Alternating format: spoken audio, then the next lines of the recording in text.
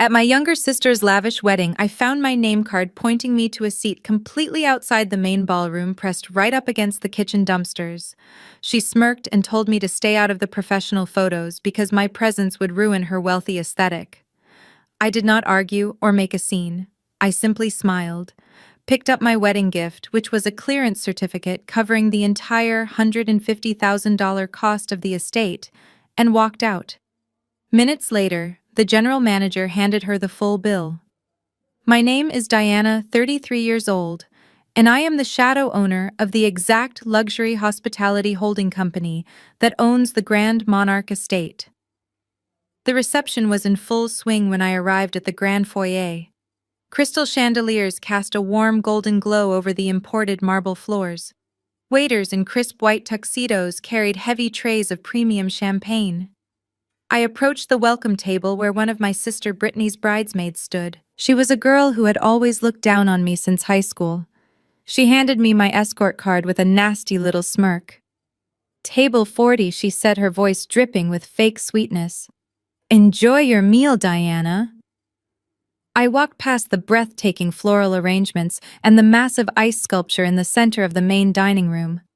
The room was packed with 300 formally dressed guests. I kept walking past the premium tables where my parents Thomas and Susan sat mingling with the family of the groom. My new brother-in-law, DeAndre, is a highly successful luxury auto broker. He is a brilliant African-American man from a dignified, wealthy family. My parents were bending over backwards trying to impress his parents, pretending our family had the exact same level of generational wealth. I walked all the way to the back of the massive room, but could not find table 40 anywhere.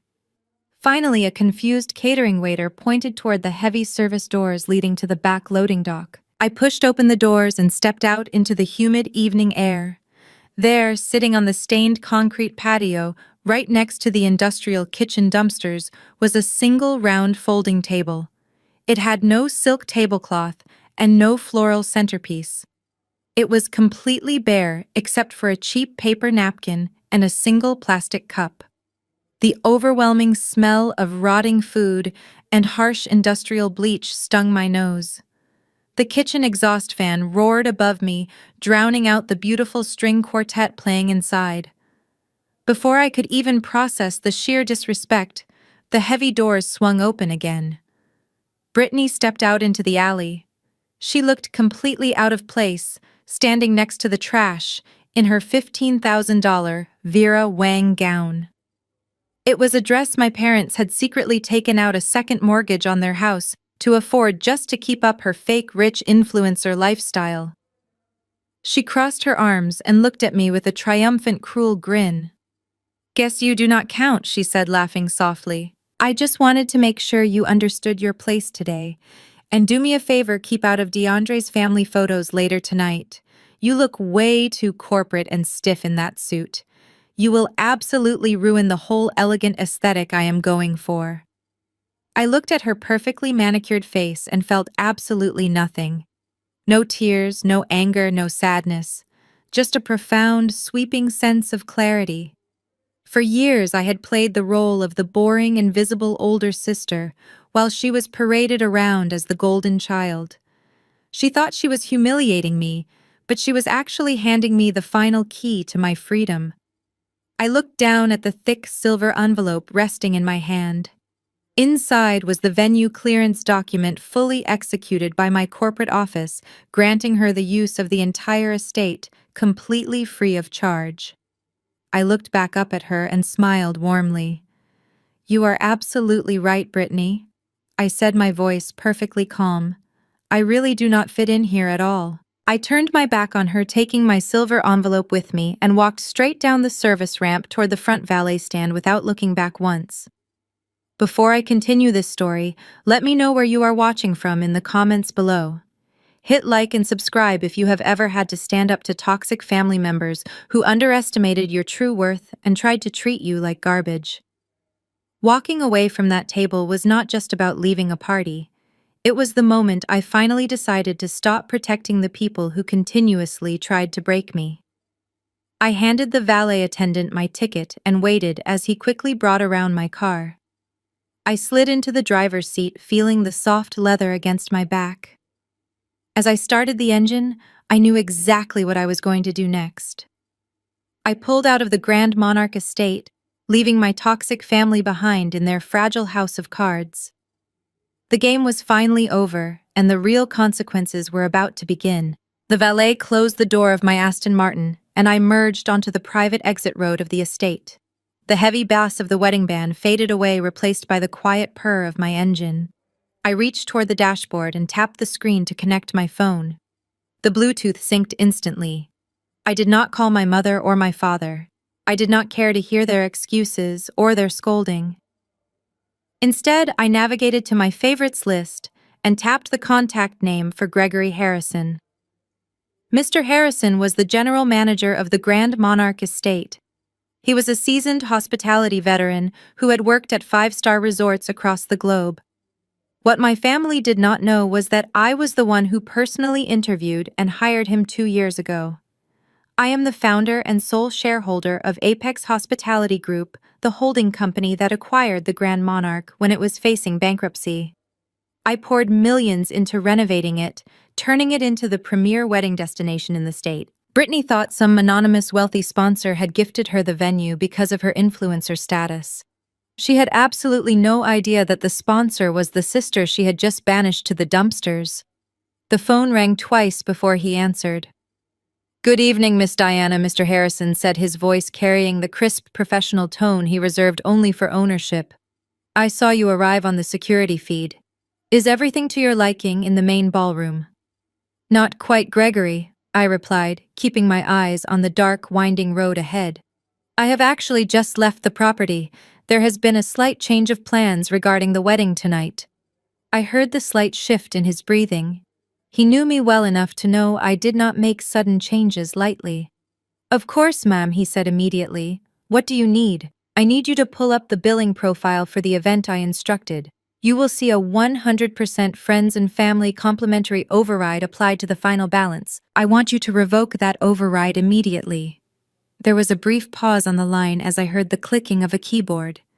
Then Gregory spoke. "The override has been removed, Miss Diana.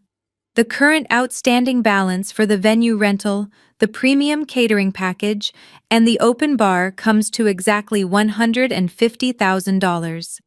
Print the itemized invoice," I told him. "Put it in a leather folio. I want you to walk into the main ballroom right now. Do not wait for the speeches to finish. Do not wait for the first dance. I want you to walk straight up to the head table and present that invoice directly to the bride." "Understood," he replied without hesitation. "And when she asks about the anonymous sponsor, tell her the sponsor was deeply insulted by the seating arrangements and has officially withdrawn all financial support," I said. "Tell her the bill is due in full immediately. She has exactly 15 minutes to produce a valid credit card that can clear $150,000. Knowing my family, I knew they were currently drowning in debt. My parents had maxed out every line of credit they had just to pay for her designer dress and the floral arrangements. There was absolutely no way they could cover the estate fees. "And if they cannot provide payment?" "Miss Diana," he asked. "If they cannot pay you, enact the standard delinquency protocol I instructed. You march the catering staff out there, and you pull the entrees. No filet mignon, no lobster tail.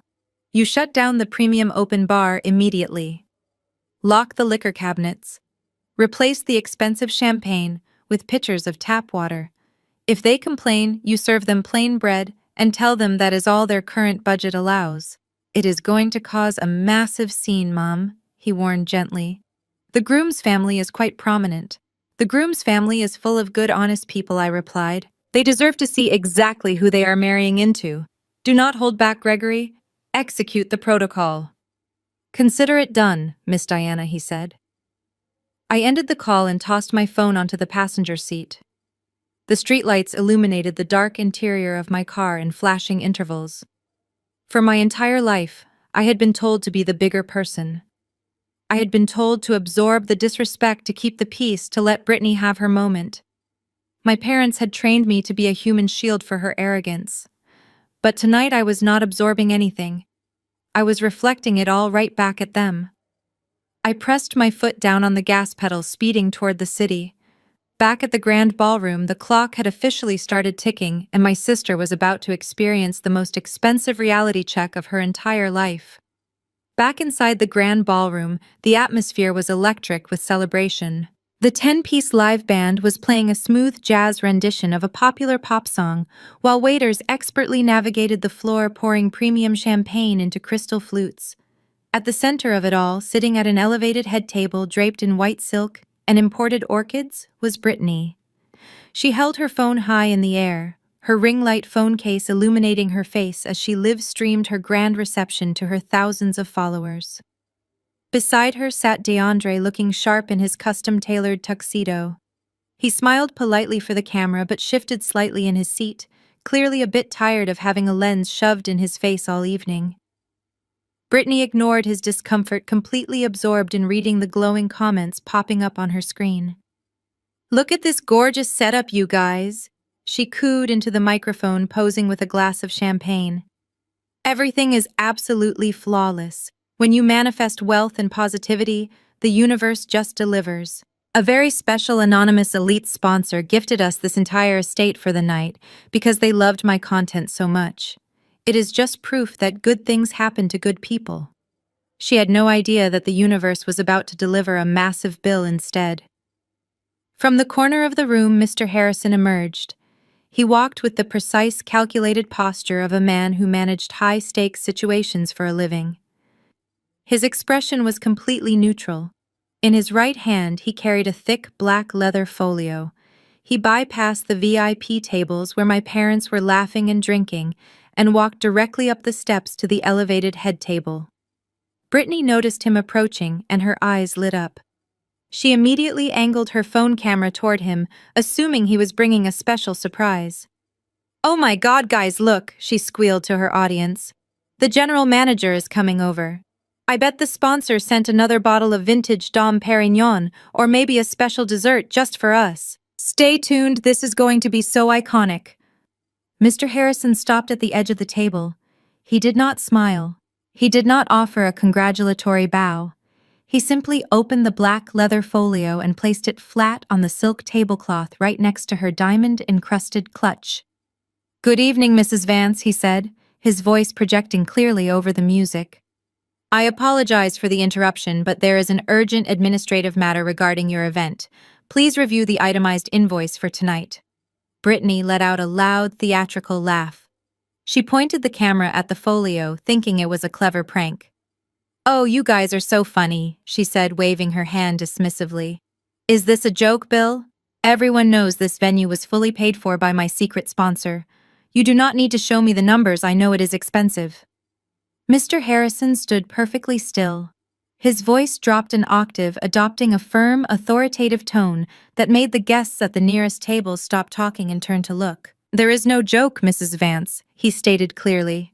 "The anonymous sponsor you are referring to was seated outside on the service patio next to the dumpsters earlier this evening. She has officially revoked her financial support and has left the property. The complimentary override on your account has been permanently removed." Brittany stopped laughing. She lowered her phone, but the live stream was still running, broadcasting every word to her followers. Her eyebrows knitted together in confusion. "What are you talking about?" she snapped. "That was my sister out there. She is just some bitter corporate employee. She does not own this place. She could not even afford the valet parking here. Actually, she is the sole founder and owner of the holding company that owns the Grand Monarch Estate." Mr. Harrison corrected her without missing a beat. "And she gave me very strict instructions before she drove away." DeAndre leaned forward, his relaxed demeanor vanishing instantly. "What instructions?" he asked, his voice low and serious. Mr. Harrison looked directly at Brittany. "The total outstanding balance for the venue rental, the premium catering package, and the open bar is exactly $150,000. You have exactly 15 minutes to provide a valid credit card to clear this entire balance." Brittany stared at him, her mouth opening and closing like a fish out of water. 150,000, she choked out. I do not have that kind of money on me right now. My parents covered the other expenses. You cannot do this. If the payment is not secured within 15 minutes, I am ordered to enact our delinquency protocol. Mr. Harrison continued loudly enough for my parents' table to hear. I will shut down the kitchen immediately. I will lock the premium liquor cabinets, and I will downgrade the entire meal service for all 300 guests to pitchers of tap water and plain bread. The choice is yours. The blood drained completely from Brittany's face, leaving her looking like a ghost wrapped in Vera Wang. She stared at the black folio as the reality of her lies crashed down on her. Then, right in front of her new husband, her wealthy in-laws, and her live audience, she let out a piercing, hysterical scream. Even miles away, speeding down the interstate, I could almost hear the echo of her realization. The interior of my car was perfectly quiet, wrapped in the soft hum of the engine and the faint glow of the dashboard lights. For the first time in my life, I was not rushing to fix my sister's mistakes. I was not reaching for my wallet to smooth over a crisis my parents had created. I simply kept my eyes on the road and watched the city skyline draw closer. Then my phone began to vibrate violently in the cup holder. The screen lit up, flashing rapidly with incoming calls. First it was my father, Thomas. I ignored it. Then it was Brittany. I ignored that too. Finally, the screen showed my mother, Susan, calling over and over again. I let it ring 4 times before I reached over and tapped the screen, routing the call through the car's Bluetooth system. Diana, what in the world is wrong with you? My mother's voice exploded through the speakers. She was not just speaking, she was shrieking, her voice tight with panic and pure rage. Hello, Mother, I replied, keeping my voice perfectly level. Is the reception going well? Do not play games with me, Susan screamed. The general manager just embarrassed Brittany in front of DeAndre's entire family. He is demanding $150,000. He said you canceled the anonymous sponsorship. Tell him right now that this is a huge misunderstanding. Call him back and fix this before you ruin your sister's perfect day. There is no misunderstanding, I said, smoothly switching lanes. I am the owner of the estate. I gifted her the venue. But after seeing where you all decided to seat me, I realized my gift was entirely unappreciated, so I took it back. Are you insane? Susan yelled, her voice cracking. You are doing this on purpose because you have always been so terribly jealous of Brittany. You could not stand seeing her happy. You are blowing a tiny seating mistake totally out of proportion just to be vindictive. It was just a chair, Diana. You are acting completely unhinged over a chair. It was a folding table by the dumpsters, I corrected her calmly. While you and Dad sat at the VIP table drinking premium champagne, we had to sit there. We are the parents of the bride. Susan shot back defensively. And you know we do not have that kind of money to pay this manager, Diana. You need to fix this. Then you should not have thrown a wedding you could not afford, I replied. We mortgaged our house for her dress, Susan blurted out, desperation leaking into her anger. We took out a second mortgage to pay for that Vera Wang gown and those imported orchids. We are completely tapped out. We do not have $150,000. You make millions from your little properties. You are her sister and you owe us this. You need to pay this bill right now, or so help me, you are dead to this family. I gripped the leather steering wheel, letting her words hang in the air. For 33 years, that exact threat had controlled my every move. The fear of being cut off, the fear of being dead to them, had kept me compliant. They had drained my college fund to buy Brittany her first car. They had constantly demanded loans they never repaid to fund her fake influencer lifestyle. They used the word family as a weapon to extract my resources while giving me absolutely zero respect in return. I do not owe you anything, I said, my voice dropping to a low, icy register. You chose to gamble your retirement on a $15,000 dress for a daughter who lies to the internet for a living. That was your investment, not mine. Diana. Please. My mother suddenly sobbed, switching her tactic from aggression to guilt. You are embarrassing us in front of DeAndre's parents. They are wealthy, dignified people. If they see us get kicked out of here, the wedding is ruined. DeAndre will be furious. Please, just call the manager. Be the bigger person. You always fix things for us. I am done being the bigger person, so you guys can comfortably be the smaller ones, I said. I looked out the windshield at the stretching highway. You put me outside on the concrete next to the kitchen dumpsters. You literally treated me like garbage. So I did what anyone does with garbage. I threw the gift away. Before Susan could unleash another hysterical scream, I reached out and ended the call. I did not just hang up. I went into my phone settings and blocked her number. Then I blocked my father. Then I blocked Brittany. The car was instantly silent again.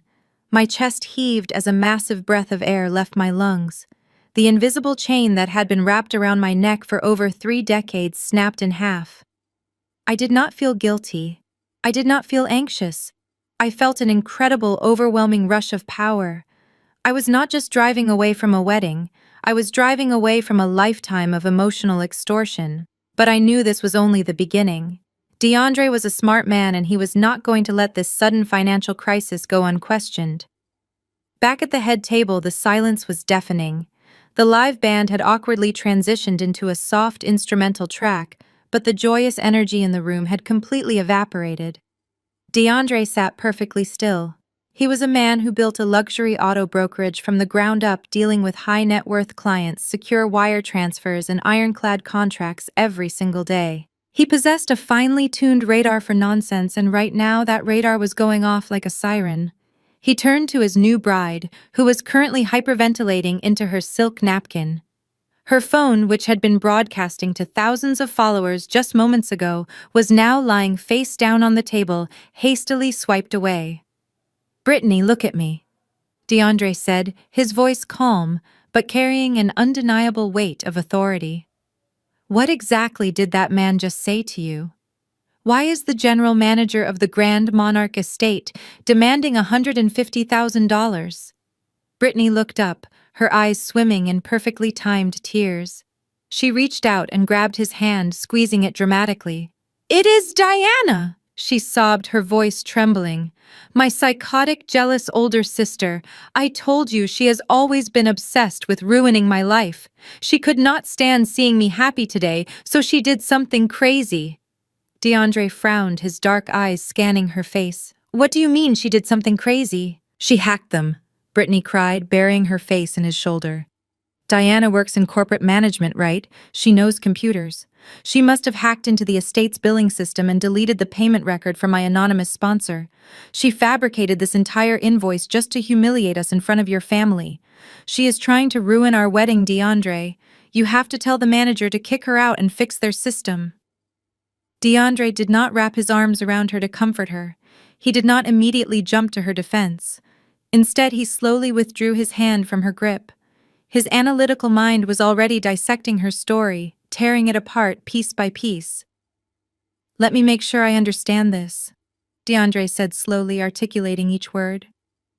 "You are telling me that your sister, who you claim is just a bitter corporate employee, managed to remotely bypass the encrypted financial servers of a premier luxury estate. You are saying she successfully deleted a verified payment from an elite sponsor and generated a flawless, itemized physical invoice all from her cell phone while sitting at a table out by the dumpsters." Brittany nodded vigorously, her diamond earrings shaking. "Yes, exactly.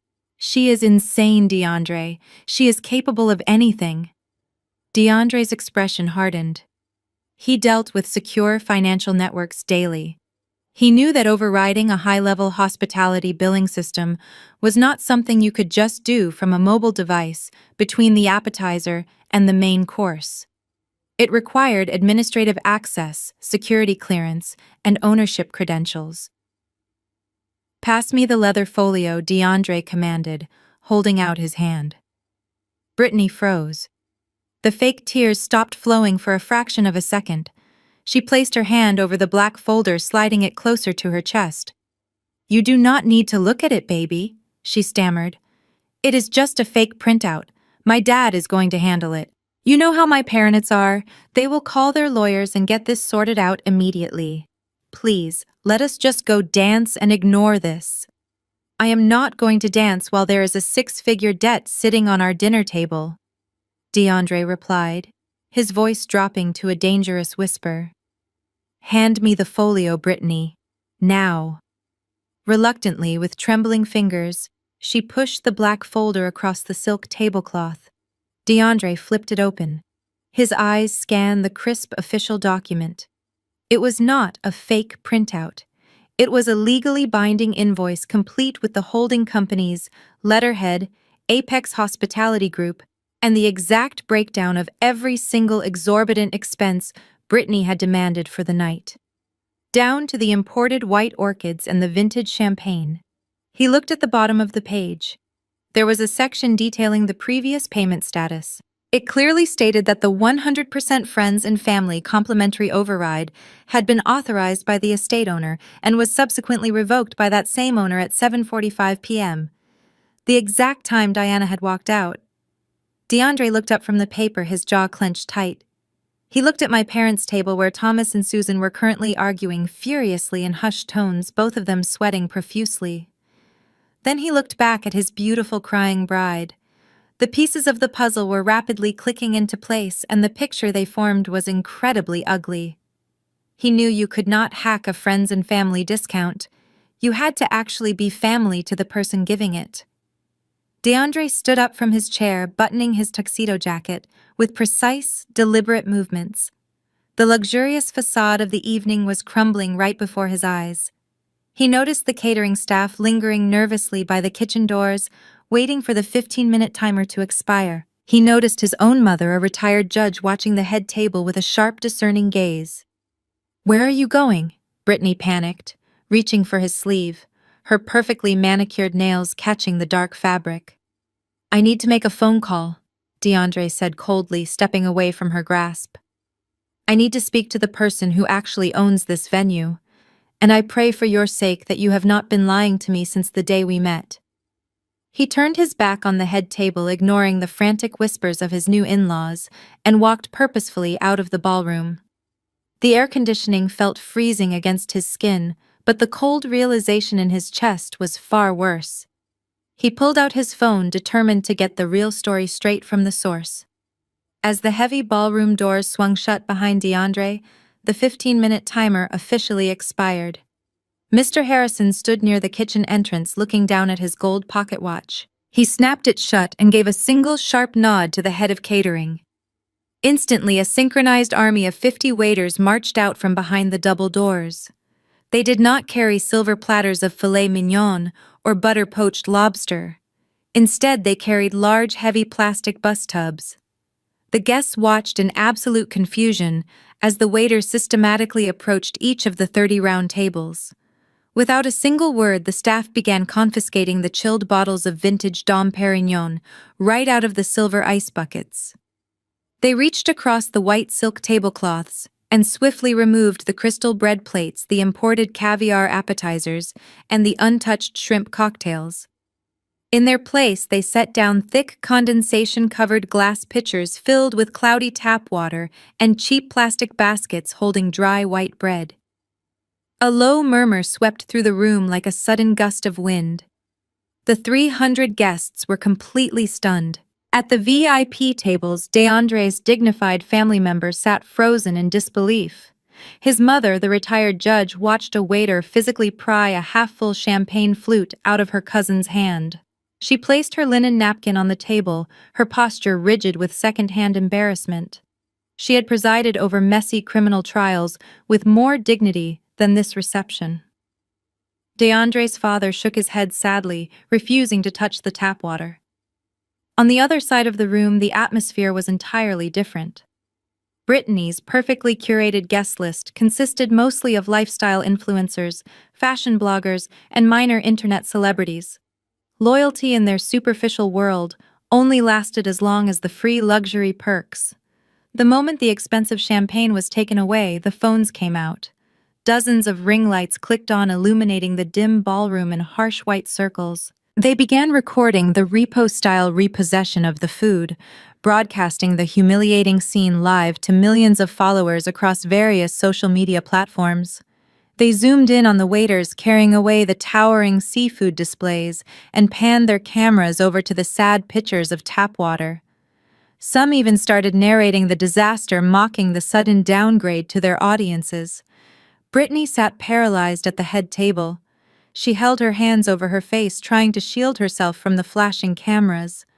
"Stop recording me!" she screamed hysterically, but her voice was completely drowned out by the rising chaos of the crowd. Susan, her mother, covered her own face with a menu, utterly mortified and unable to look DeAndre's parents in the eye. Seeing his daughter's perfect aesthetic collapsing in real time, Thomas finally snapped into action. Sweating profusely through his rented tuxedo, he sprinted across the polished dance floor toward Mr. Harrison. Wait, stop doing this right now," Thomas panted, waving his leather wallet in the air. "You are ruining everything. I will pay the balance right now. Tell your staff to bring the food back immediately. Do you know who I am?" Mr. Harrison raised a calm hand, signaling for a waiter to bring over a wireless credit card terminal. "I would be happy to reinstate the dinner service, sir," he said smoothly, "as soon as the $150,000 balance is settled in full." Thomas aggressively pulled out a shiny platinum credit card and shoved it into the machine.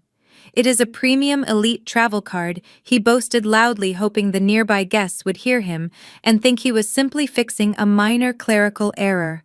"Run it for the full amount." The machine beeped, processing the request over the secure network. 2 seconds later, the screen flashed bright red. "Declined." Thomas swallowed hard, his face turning a deep shade of crimson. There must be a fraud alert because of the unusually large amount. He stammered, wiping sweat from his forehead with the back of his hand. "Here, use my business account card instead." He slid a heavy blue corporate card into the reader. The machine whirred again, connecting to the bank. Red screen. "Declined." The whispers from the closest tables grew louder. Several guests were now openly pointing at him.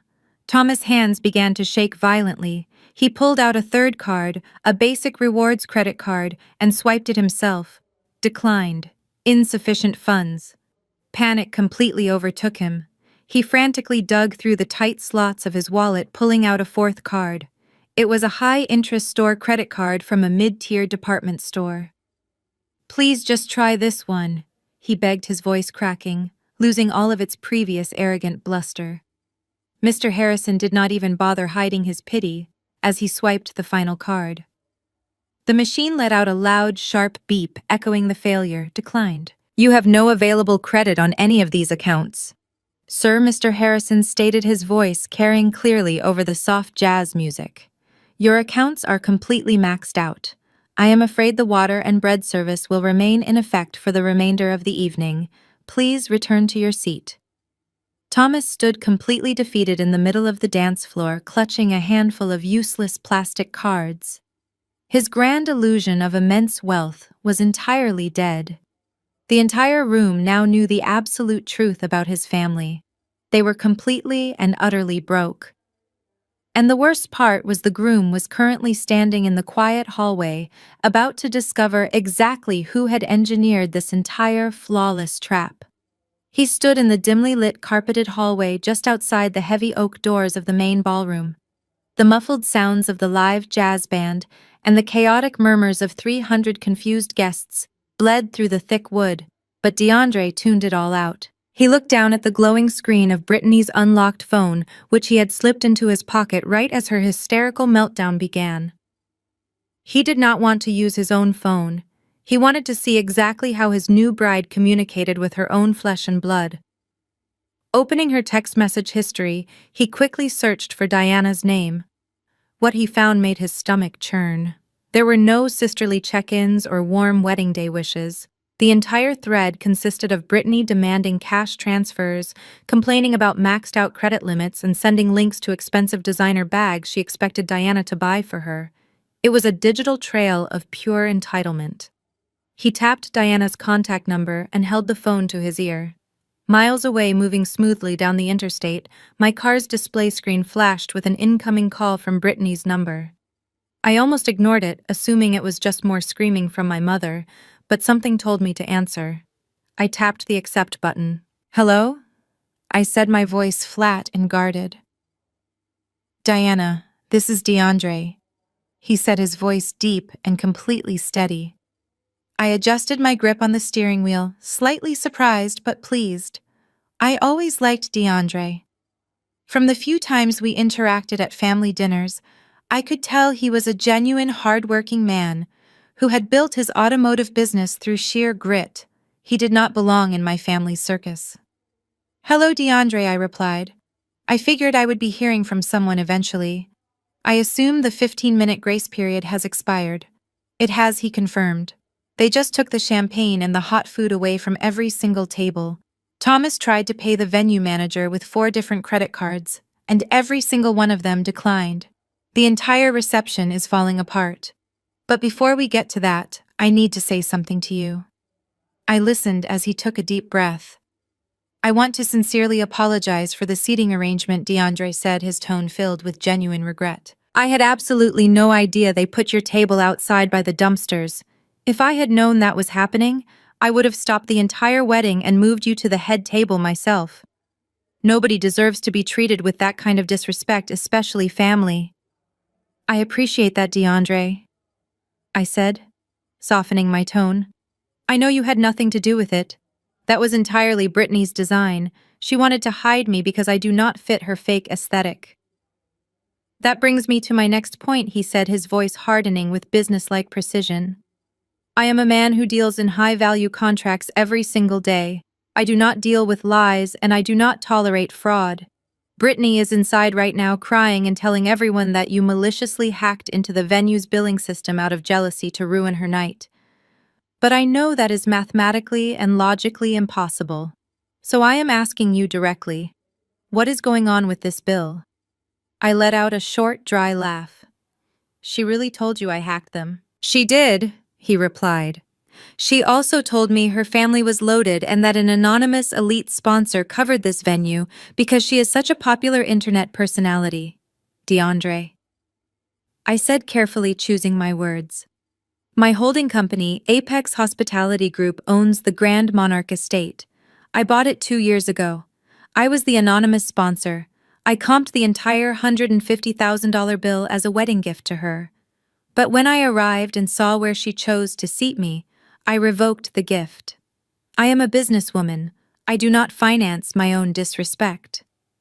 There was a long silence on the other end of the line. I could practically hear his analytical mind connecting the final dots. The fake wealth, the declined credit cards, the sudden panic.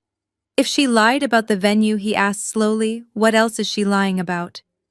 I have always respected you, DeAndre, I said, pulling my car off the highway exit toward my downtown office building. You deserve a partner who brings equal value to the table, not someone looking for a human ATM. If you want the absolute truth about your wealthy bride, I need you to give me your personal email address right now. He rattled off his secure business email without a second's hesitation. I am pulling into my office, I told him. Check your email in exactly 3 minutes. I am sending you the deed to the estate, proving my ownership. And more importantly, I am sending you a comprehensive background check I ran on Brittany and my parents last month. You need to read it carefully before you sign that marriage certificate. Send it, DeAndre said firmly. And thank you, Diana. He ended the call. The trap was perfectly set, not out of malice, but out of a demand for the truth. He was about to receive the ultimate financial revelation, and Brittany's perfectly curated world was about to permanently shatter. I pulled my Aston Martin into the private underground parking garage of my corporate building. The heavy concrete walls insulated me from the noise of the city, offering a quiet sanctuary. I turned off the engine and reached for my secure work tablet in my passenger seat briefcase. I had run a comprehensive financial background check on my entire family 6 months ago. At the time, Brittany had been aggressively demanding a $40,000 loan, claiming she needed it to expand her influencer brand. I wanted to know exactly where the money was really going before I even considered replying to her. What I found was a financial sinkhole so deep it was impossible to fill. I opened my encrypted files and attached two specific PDF documents to a new email. The first was the deed of trust and the state corporate registry for Apex Hospitality Group, officially listing me as the sole managing director and owner of the Grand Monarch Estate. The second document was the 60-page financial dossier compiled by my private investigator. I typed a simple subject line, the truth. I hit send and watched the progress bar slide across the screen until it disappeared. In the corridor outside the grand ballroom, DeAndre leaned against the silk wallpaper. The muffled sounds of angry guests complaining to the waiters seeped through the heavy wooden doors. A groomsman stepped out, holding a plastic cup of tap water, looking completely bewildered. He started to ask DeAndre what was happening with the bar, but DeAndre simply held up a hand, silencing him without a word. The groomsman nodded, sensing the dangerous shift in DeAndre's mood, and quickly stepped back inside. DeAndre stared intently at his phone screen, waiting. A soft chime broke the silence. The email from Diana had arrived. He opened the message and immediately tapped on the first attachment. It was a scanned copy of a legal deed. His eyes scanned the dense legal jargon, bypassing the standard clauses until he reached the final page. There, stamped with the official state seal and notarized signatures, was the proof. Apex Hospitality Group owned the property in its entirety, and Diana was the sole authorized signatory. She did not hack anything. She owned the very ground Brittany was currently standing on. The lie about the jealous older sister instantly dissolved, leaving nothing but cold, hard reality. DeAndre took a slow, measured breath and tapped the second attachment. The file was labeled Vance Family Financial Summary. He scrolled past the executive summary and went straight to Brittany's personal credit report. As a man who ran a luxury auto brokerage, he looked at credit reports all day long. He knew how to spot hidden liabilities and manipulated assets. But he did not have to look hard to find Brittany's disasters. The numbers were staggering and printed in glaring red ink. Total unsecured revolving debt, $80,000. DeAndre stopped breathing for a second. He zoomed in on the itemized list. There were multiple maxed-out credit cards from high-end department stores, a massive balance on a luxury travel card, and several high-interest personal loans. Every single account was severely past due or in active collections. He kept scrolling down to the automotive section. He saw a defaulted auto loan for a luxury SUV. The vehicle had been quietly repossessed by the bank 3 months ago. Brittany had told him she simply sold the car because she wanted to upgrade to a newer model after the wedding. It was a complete fabrication. He scrolled further down to the section detailing her parents' financial standing. Thomas and Susan were carrying 2 underwater mortgages on their suburban home and had completely drained their retirement accounts. They were drowning in debt just to maintain the illusion of being upper-class socialites. The pieces of the puzzle aggressively slammed together in his mind. He remembered how eagerly Brittany had rushed the wedding planning. He remembered how her parents had constantly dropped hints about his successful business during family dinners. He remembered how she had casually suggested that they merge their bank accounts immediately after the honeymoon to make things easier. She did not love him. She had calculated him. DeAndre lowered his phone. The romantic illusion he had held just 20 minutes ago was entirely dead. In its place was a chilling, absolute clarity. He had been targeted for his income, his pristine credit score, and his business assets. He was not a husband to her. He was an acquisition. A financial bailout plan designed to rescue a family of frauds from their own reckless spending. His expression turned to pure ice. The warm, affectionate man who had stood at the altar earlier that day was gone. He locked his phone and slipped it into his tuxedo pocket.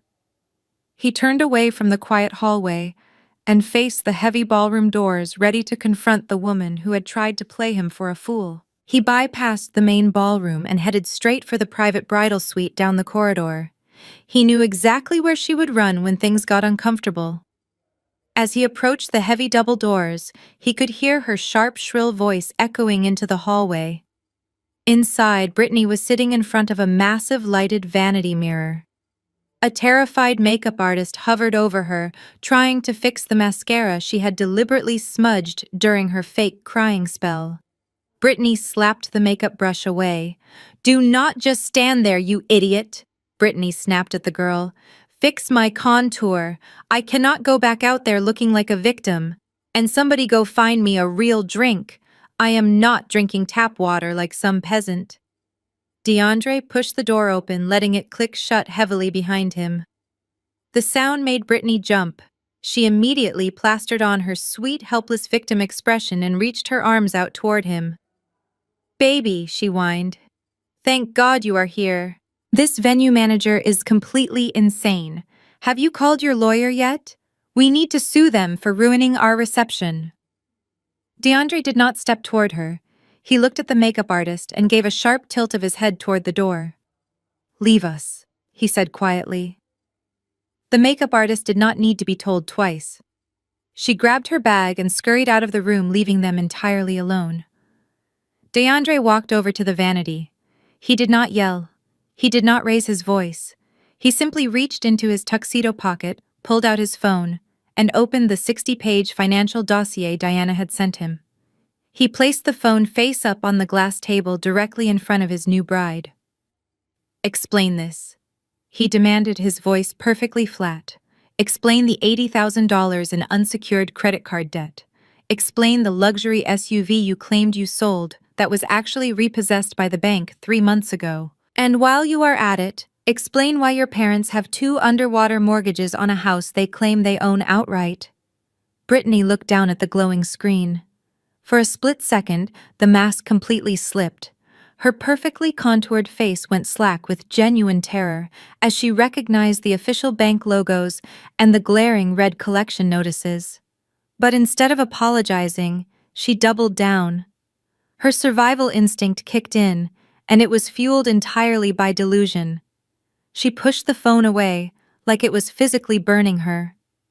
"This is completely fake," she yelled, her voice jumping an octave. "I cannot believe you are actually looking at this, DeAndre. Diana made this up. I told you she works in corporate management.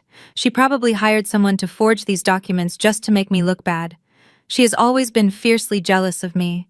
She wants to ruin my marriage because she is completely alone and miserable." "You are telling me your sister forged a federally regulated credit report?" DeAndre asked, crossing his arms. "You expect me to believe she fabricated public property records and bank repo notices just because she is jealous of your internet followers?" "Yes," Brittany screamed, standing up so fast she knocked her chair backward. "You do not know her, DeAndre. She is psychotic. She has been plotting this for months. We are rich. My family is wealthy. You know this." Before DeAndre could dismantle her ridiculous argument, the suite door burst open again. Thomas and Susan rushed into the room. They looked frantic, but the moment they saw DeAndre standing there, they instantly shifted into damage control mode. The synchronized performance was chilling to watch. "DeAndre, thank goodness," Thomas said, puffing out his chest and attempting a hearty fake laugh. "Do not let that ridiculous manager stress you out. I just got off the phone with my wealth manager. Our assets are currently tied up in a massive offshore real estate investment right now, so my physical cards hit a temporary security limit. It is a minor liquidity issue. I will have a wire transfer cleared by Monday morning." DeAndre looked from Thomas to the phone on the vanity, and then to Susan. Susan quickly stepped forward, wrapping her arm around Brittany. "And I hope you are not listening to a word Diana says," Susan chimed in, her voice dripping with fake maternal concern. "We just found out she sent you some forged financial papers. She has had severe mental health issues for years, DeAndre. She makes up these elaborate lies to get attention. We try to keep it quiet to protect her, but she is clearly having an episode today." DeAndre stood perfectly still, letting their lies wash over him. It was a masterclass in gaslighting. They did not hesitate. They did not stumble. They effortlessly backed up Brittany's insane forgery story without even needing to coordinate it beforehand. It meant they had done this a million times before. The entire family was a unified front of financial fraud. They were not just protecting Brittany, they were actively working together to trap him. DeAndre did not immediately confront them. He needed the explosion to happen in the most public, undeniable way possible. He looked at Thomas, who was still enthusiastically lying about offshore accounts and wire transfers. "You should probably go talk to the venue manager." Then, DeAndre said, his voice perfectly calm, betraying none of the absolute rage boiling underneath. "If it is just a temporary liquidity issue, I am sure he will understand once you explain your offshore investments to him. Go sort it out, Thomas. I will wait here with Brittany." Thomas puffed out his chest, his confidence artificially restored by DeAndre's apparent calm. "Exactly," he proclaimed loudly, adjusting his bow tie.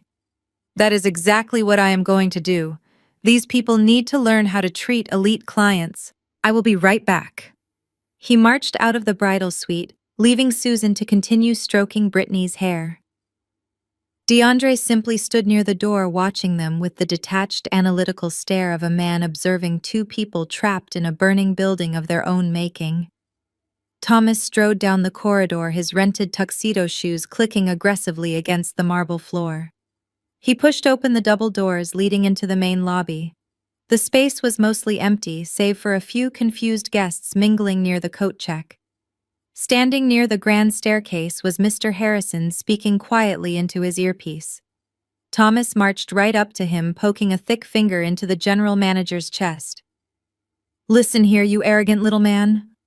Thomas growled, his face inches from Mr. Harrison's. "You have completely humiliated my family. You took away our food and our champagne based on some ridiculous computer glitch. I have the best lawyers in this state on retainer. By Monday morning, I will own this entire estate and you will be out on the street. I am suing you for emotional distress, public humiliation, and breach of contract." Mr. Harrison did not flinch. He did not step back. He simply looked at the finger pressing into his chest and then looked up into Thomas' red, sweating face. "There is no contract, sir," Mr. Harrison replied smoothly. "The contract was contingent upon a valid payment source or an authorized override. Since both have been revoked, you are currently trespassing on private property, and I highly doubt your lawyers will take the case once they see your current credit score." Thomas turned purple. "How dare you?" he bellowed, drawing the attention of the remaining guests in the lobby. "I demand to speak to the actual owner of this estate right now. Get them on the phone immediately. Let us see what they have to say when I tell them their management is harassing a multimillionaire." Mr. Harrison sighed, a small, perfectly practiced sigh of a man who had dealt with delusional rich people for decades. "If you insist, sir," he said calmly. He reached into his suit pocket, pulled out his smartphone and dialed a single number. He hit the speakerphone button and held the device between them. The phone rang twice. "Yes, Gregory." My voice echoed through the speaker, cutting sharply through the tension in the lobby. Thomas completely failed to recognize his own daughter's voice. His mind was so completely convinced that I was a poor corporate drone that he could not even begin to connect me to the owner of a multi-million-dollar luxury estate. "Listen here, whoever you are," Thomas yelled, leaning toward the phone. "Your manager is completely out of line. I am Thomas Vance, and I am the father of the bride.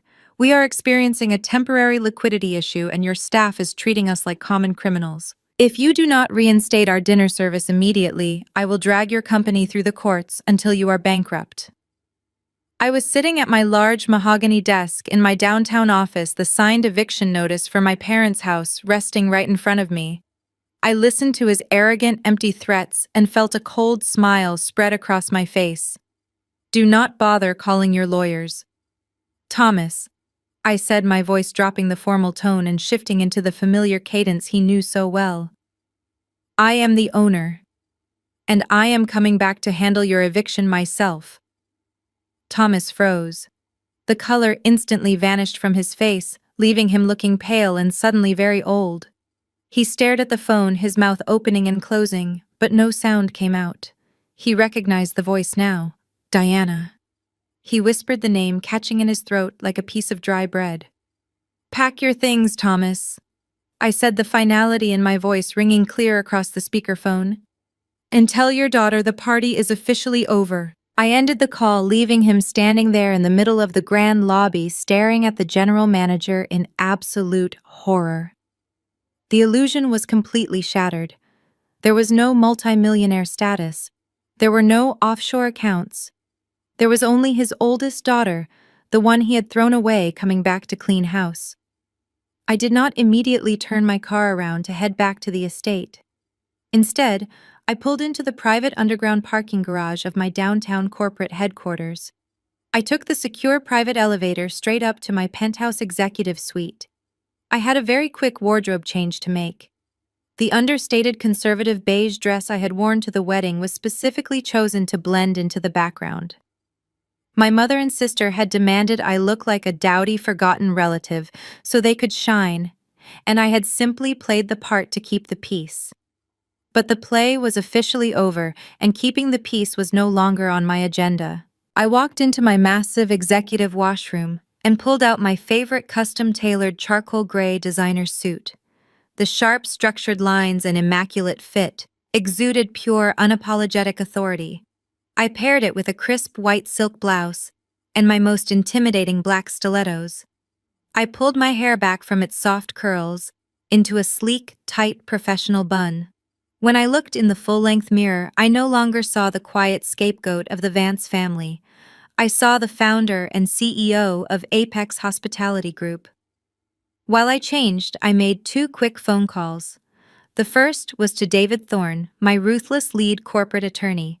The second was to my private security contractor. By the time I took the elevator back down to the ground floor lobby, my team was already waiting for me.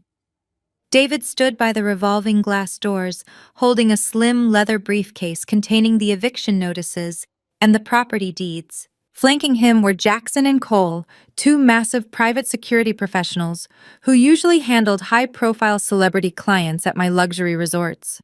They wore tailored black suits and discreet earpieces looking like absolute brick walls.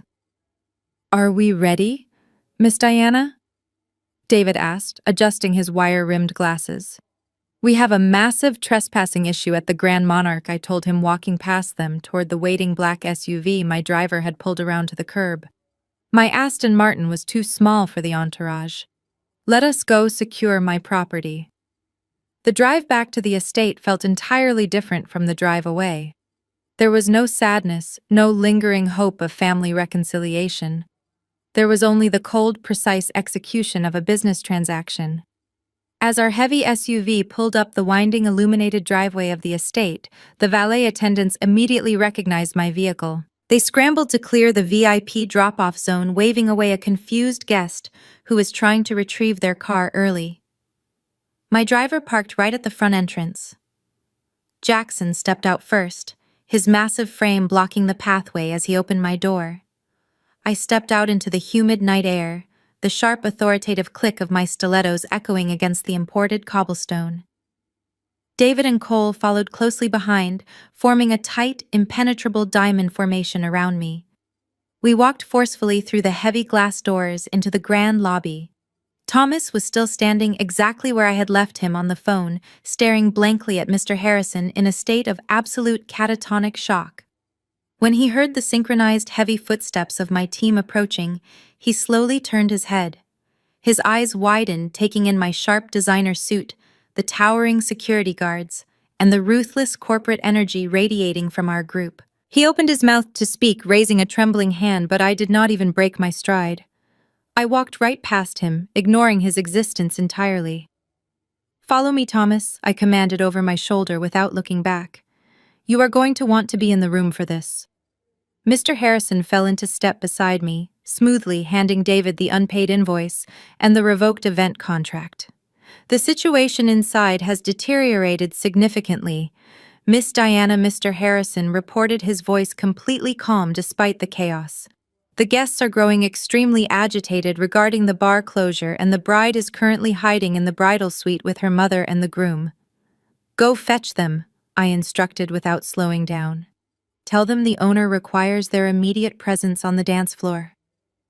I approached the heavy oak double doors of the main ballroom. Inside, the live band was desperately trying to maintain a cheerful atmosphere by playing an upbeat pop song, but the sound was chaotic. clashing with the angry murmuring of 300 hungry, sober guests. Influencers were still holding up their phones, recording the empty tables and complaining loudly to their audiences. Jackson and Cole pushed the heavy double doors open for me. I stepped into the ballroom, the bright chandelier light catching the sharp lapels of my suit. I did not need to shout to get their attention. I simply looked at the bandleader and gave him a sharp horizontal slicing motion across my throat. The bandleader immediately stopped playing his saxophone. The drummer fumbled his sticks and the bass player quickly muted his strings. The sudden screeching halt of the music acted like a vacuum, sucking all the ambient noise out of the massive room. 300 heads turned toward the entrance simultaneously. The flashing ring lights of the influencers pivoted toward me, capturing my entrance in stunning high definition. I stood at the top of the carpeted steps, flanked by my massive security team, and my attorney looking down at the crowd that had banished me just an hour ago. The silence in the grand ballroom was absolute. It was the kind of heavy, suffocating quiet that usually precedes a devastating storm. 300 pairs of eyes were locked onto me. I took my first step down the carpeted stairs, and the sharp, rhythmic click of my stilettos echoed like a gavel striking wood. Jackson and Cole moved in perfect synchronization with me, while David walked slightly to my left, holding his leather briefcase. As we reached the bottom of the stairs, the sea of guests instinctively parted. They stepped back, pulling their chairs and their expensive gowns out of our way, creating a wide, clear path directly to the center of the polished wood dance floor. I saw the internet influencers lowering their phones slightly, their mouths hanging open in total confusion. They had spent the entire evening broadcasting the humiliation of the poor sister who got kicked out into the alleyway. Now they were staring at a woman who looked like she could buy their entire careers with a single phone call. I kept my gaze locked straight ahead. I did not look at the confused groomsmen or the whispering bridesmaids. I walked to the exact center of the room and stopped right beneath the massive crystal chandelier. For a brief moment, nobody dared to breathe. The tension in the room was so thick it felt like you could cut it with a knife. Then the spell was suddenly broken by a frantic rustling of fabric coming from the direction of the bridal suite corridor. My mother burst through the crowd violently, shoving a waiter out of her way. Susan was a chaotic vision of panic and rage. Her expensive mother of the bride dress was slightly wrinkled, and her carefully styled hair was beginning to frizz from the humidity and her own excessive sweating. She saw me standing in the center of the room, looking like the very authority she had always tried to suppress, and something inside her simply snapped. She did not care that DeAndre's dignified parents were watching her every move from their VIP table. She did not care about the hundreds of smartphone cameras still rolling. She abandoned every single ounce of her fake upper-class etiquette and charged across the dance floor like a wild animal. She reached out her hands curled into claws, aiming directly for my arms. In her delusional mind, she thought she could physically drag me out of the room to reassert her dominance. "How dare you show your face here, you spiteful witch!" She hissed, her voice a venomous whisper that carried perfectly through the silent room. "You are ruining everything. Get out of here right now before I have you arrested." She never even made it within 3 feet of me. Jackson and Cole did not even need to communicate with each other. They stepped forward seamlessly, crossing their massive frames in front of me, creating an impenetrable human wall of solid muscle and tailored black fabric. Susan slammed into Jackson's outstretched arm, bouncing off his chest like a bird hitting a thick pane of glass. She stumbled backward, her heels slipping awkwardly on the polished wood floor. She gasped in shock, completely unaccustomed to anyone ever telling her no, let alone physically stopping her from throwing a tantrum. Before she could regain her balance and launch another hysterical physical attack, David Thorne smoothly stepped around the security guards. My corporate attorney did not look angry or intimidated. He looked entirely bored, which was somehow much more terrifying to witness. He popped the gold latches on his leather briefcase with a loud click and pulled out a thick stack of crisp white legal documents. He held them out directly toward my mother. "Susan Vance," he said, his voice projecting with the clear, practiced cadence of a seasoned corporate litigator. "You are currently trespassing on private commercial property owned by Apex Hospitality Group. I am officially serving you with a permanent cease and desist order regarding your ongoing harassment and financial extortion of my client." David shoved the heavy stack of papers directly against her chest, forcing her to reflexively grab them so they would not fall to the floor. Furthermore, he continued loudly enough for the entire back row of the ballroom to hear, "You are also being served with a formal notice of eviction for the residential property you currently occupy. My client has acquired your defaulted mortgage portfolio from the bank. You have until 8 o'clock on Monday morning to vacate the premises, or law enforcement officers will physically remove your belongings to the curb." Susan stared down at the legal documents in her hands, her manic, aggressive energy evaporating instantly. She looked at the bold black lettering at the top of the pages. Her mouth dropped open in sheer terror. She looked up at the towering security guards, then past them to where I stood completely untouched and entirely unbothered. The crowd erupted into a massive wave of shocked gasps. DeAndre's mother, the retired judge, nodded slowly from her table, recognizing the devastating, undeniable legality of the trap that had just snapped shut. I stepped around my frozen mother, leaving her clutching her eviction notice like a life preserver on a sinking ship. I walked purposefully toward the elevated stage where the wedding band and the DJ were set up. The musicians quickly stepped aside, sensing the absolute shift in authority. I reached out and took the wireless microphone directly from the DJ's hand. He did not protest. He just handed it over and took a respectful step back. I flicked the switch on the microphone. A soft electronic thump echoed through the massive speakers, instantly commanding the attention of every single person in the room. I did not need to raise my voice. I did not need to scream or cry or throw a tantrum the way my mother and sister always did. When you hold all the power, you can afford to speak softly. "Good evening, everyone," I said, my voice perfectly steady and terrifyingly calm. "For those of you who do not know me, my name is Diana. I am Brittany's older sister. I am also the founder and chief executive officer of Apex Hospitality Group, which means I am the sole owner of the Grand Monarch Estate." A collective murmur rippled through the sea of guests. The influencers in the crowd immediately raised their phones higher, adjusting their ring lights and changing their camera angles to get a better shot of me standing on the stage in my custom-tailored suit. Earlier tonight, my sister stood at her head table and bragged to her internet followers about a wealthy anonymous sponsor who had generously gifted her this entire venue. I continued pacing slowly across the front of the stage. She claimed this $150,000 reception was a reward from the universe for her positive energy and her flawless lifestyle brand. I am here to correct that narrative. There was no secret elite fan. I was the sponsor. I fully funded this entire evening as a wedding present. I wanted my sister to have the night of her dreams, despite the fact that our parents are completely bankrupt and drowning in multiple defaulted loans. Susan let out a strangled gasp from the middle of the dance floor, trying desperately to hide her face behind the legal documents David had just served her. I ignored her and kept my eyes focused on the crowd. But when I arrived tonight to celebrate, I found my seating assignment, I said, my tone dropping into a glacial chill. I was not placed at the family table. I was not even placed in this ballroom. My sister placed my table outside on the concrete service patio, pushed directly against the kitchen dumpsters. She told me to stay out of the professional photographs because my corporate appearance would ruin her wealthy illusion. I looked directly at DeAndre's family. His mother, the retired judge, narrowed her eyes in pure disgust, not at me, but at the empty chair where Brittany was supposed to be sitting.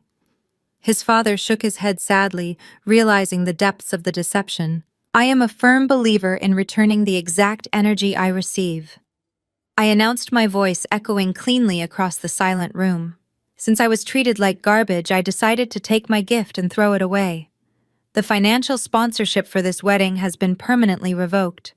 Because the Vance family has zero available credit to cover their massive bill, this event is officially canceled. You do not have to go home right now, but you can no longer stay on my property. As the final words left my mouth, the heavy oak doors leading to the bridal suite corridor swung violently open. Brittany stumbled out into the main ballroom. Her flawless bridal makeup was completely ruined, with thick black mascara streaming down her cheeks, leaving dark streaks over her heavy foundation. She took one look at me standing on the stage with a microphone and realized her ultimate nightmare had come to life. Her carefully constructed world of fake wealth and internet fame was being dismantled live on camera for millions to see. "Stop!" she shrieked, her voice cracking with pure, frantic panic.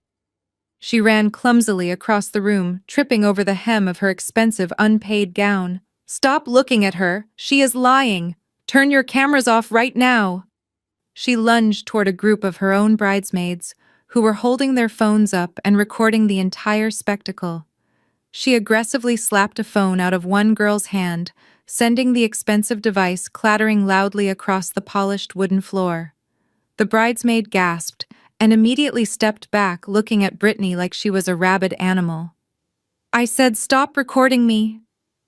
Brittany screamed at the top of her lungs, her face contorted into an ugly mask of sheer desperation. "You are supposed to be my friends. Put your phones away before I sue all of you." But nobody put their phones away. In fact, more guests started recording, fascinated by the train wreck unfolding before them. The grand illusion was completely shattered. There was no elegant bride manifesting luxury. There was only a broke, lying woman having a massive public breakdown in the middle of a venue she was currently being evicted from.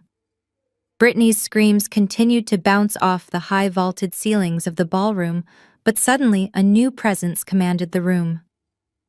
DeAndre's mother, Miriam, stood up from her seat at the VIP table. Miriam was a woman who had spent 30 years on the bench presiding over complex legal battles and high-profile corporate fraud cases. She possessed an aura of absolute authority. When she moved, people naturally got out of her way. She smoothed the skirt of her elegant navy gown and walked directly toward the stage with slow, deliberate steps. Brittany stopped screaming the moment she saw her mother-in-law approaching. She desperately tried to switch back to her practiced victim role. "Miriam, please!" she begged, her voice trembling with fake tears. "Diana is completely crazy. She is making all of this up to ruin my wedding. You have to believe me." Miriam did not even look at her.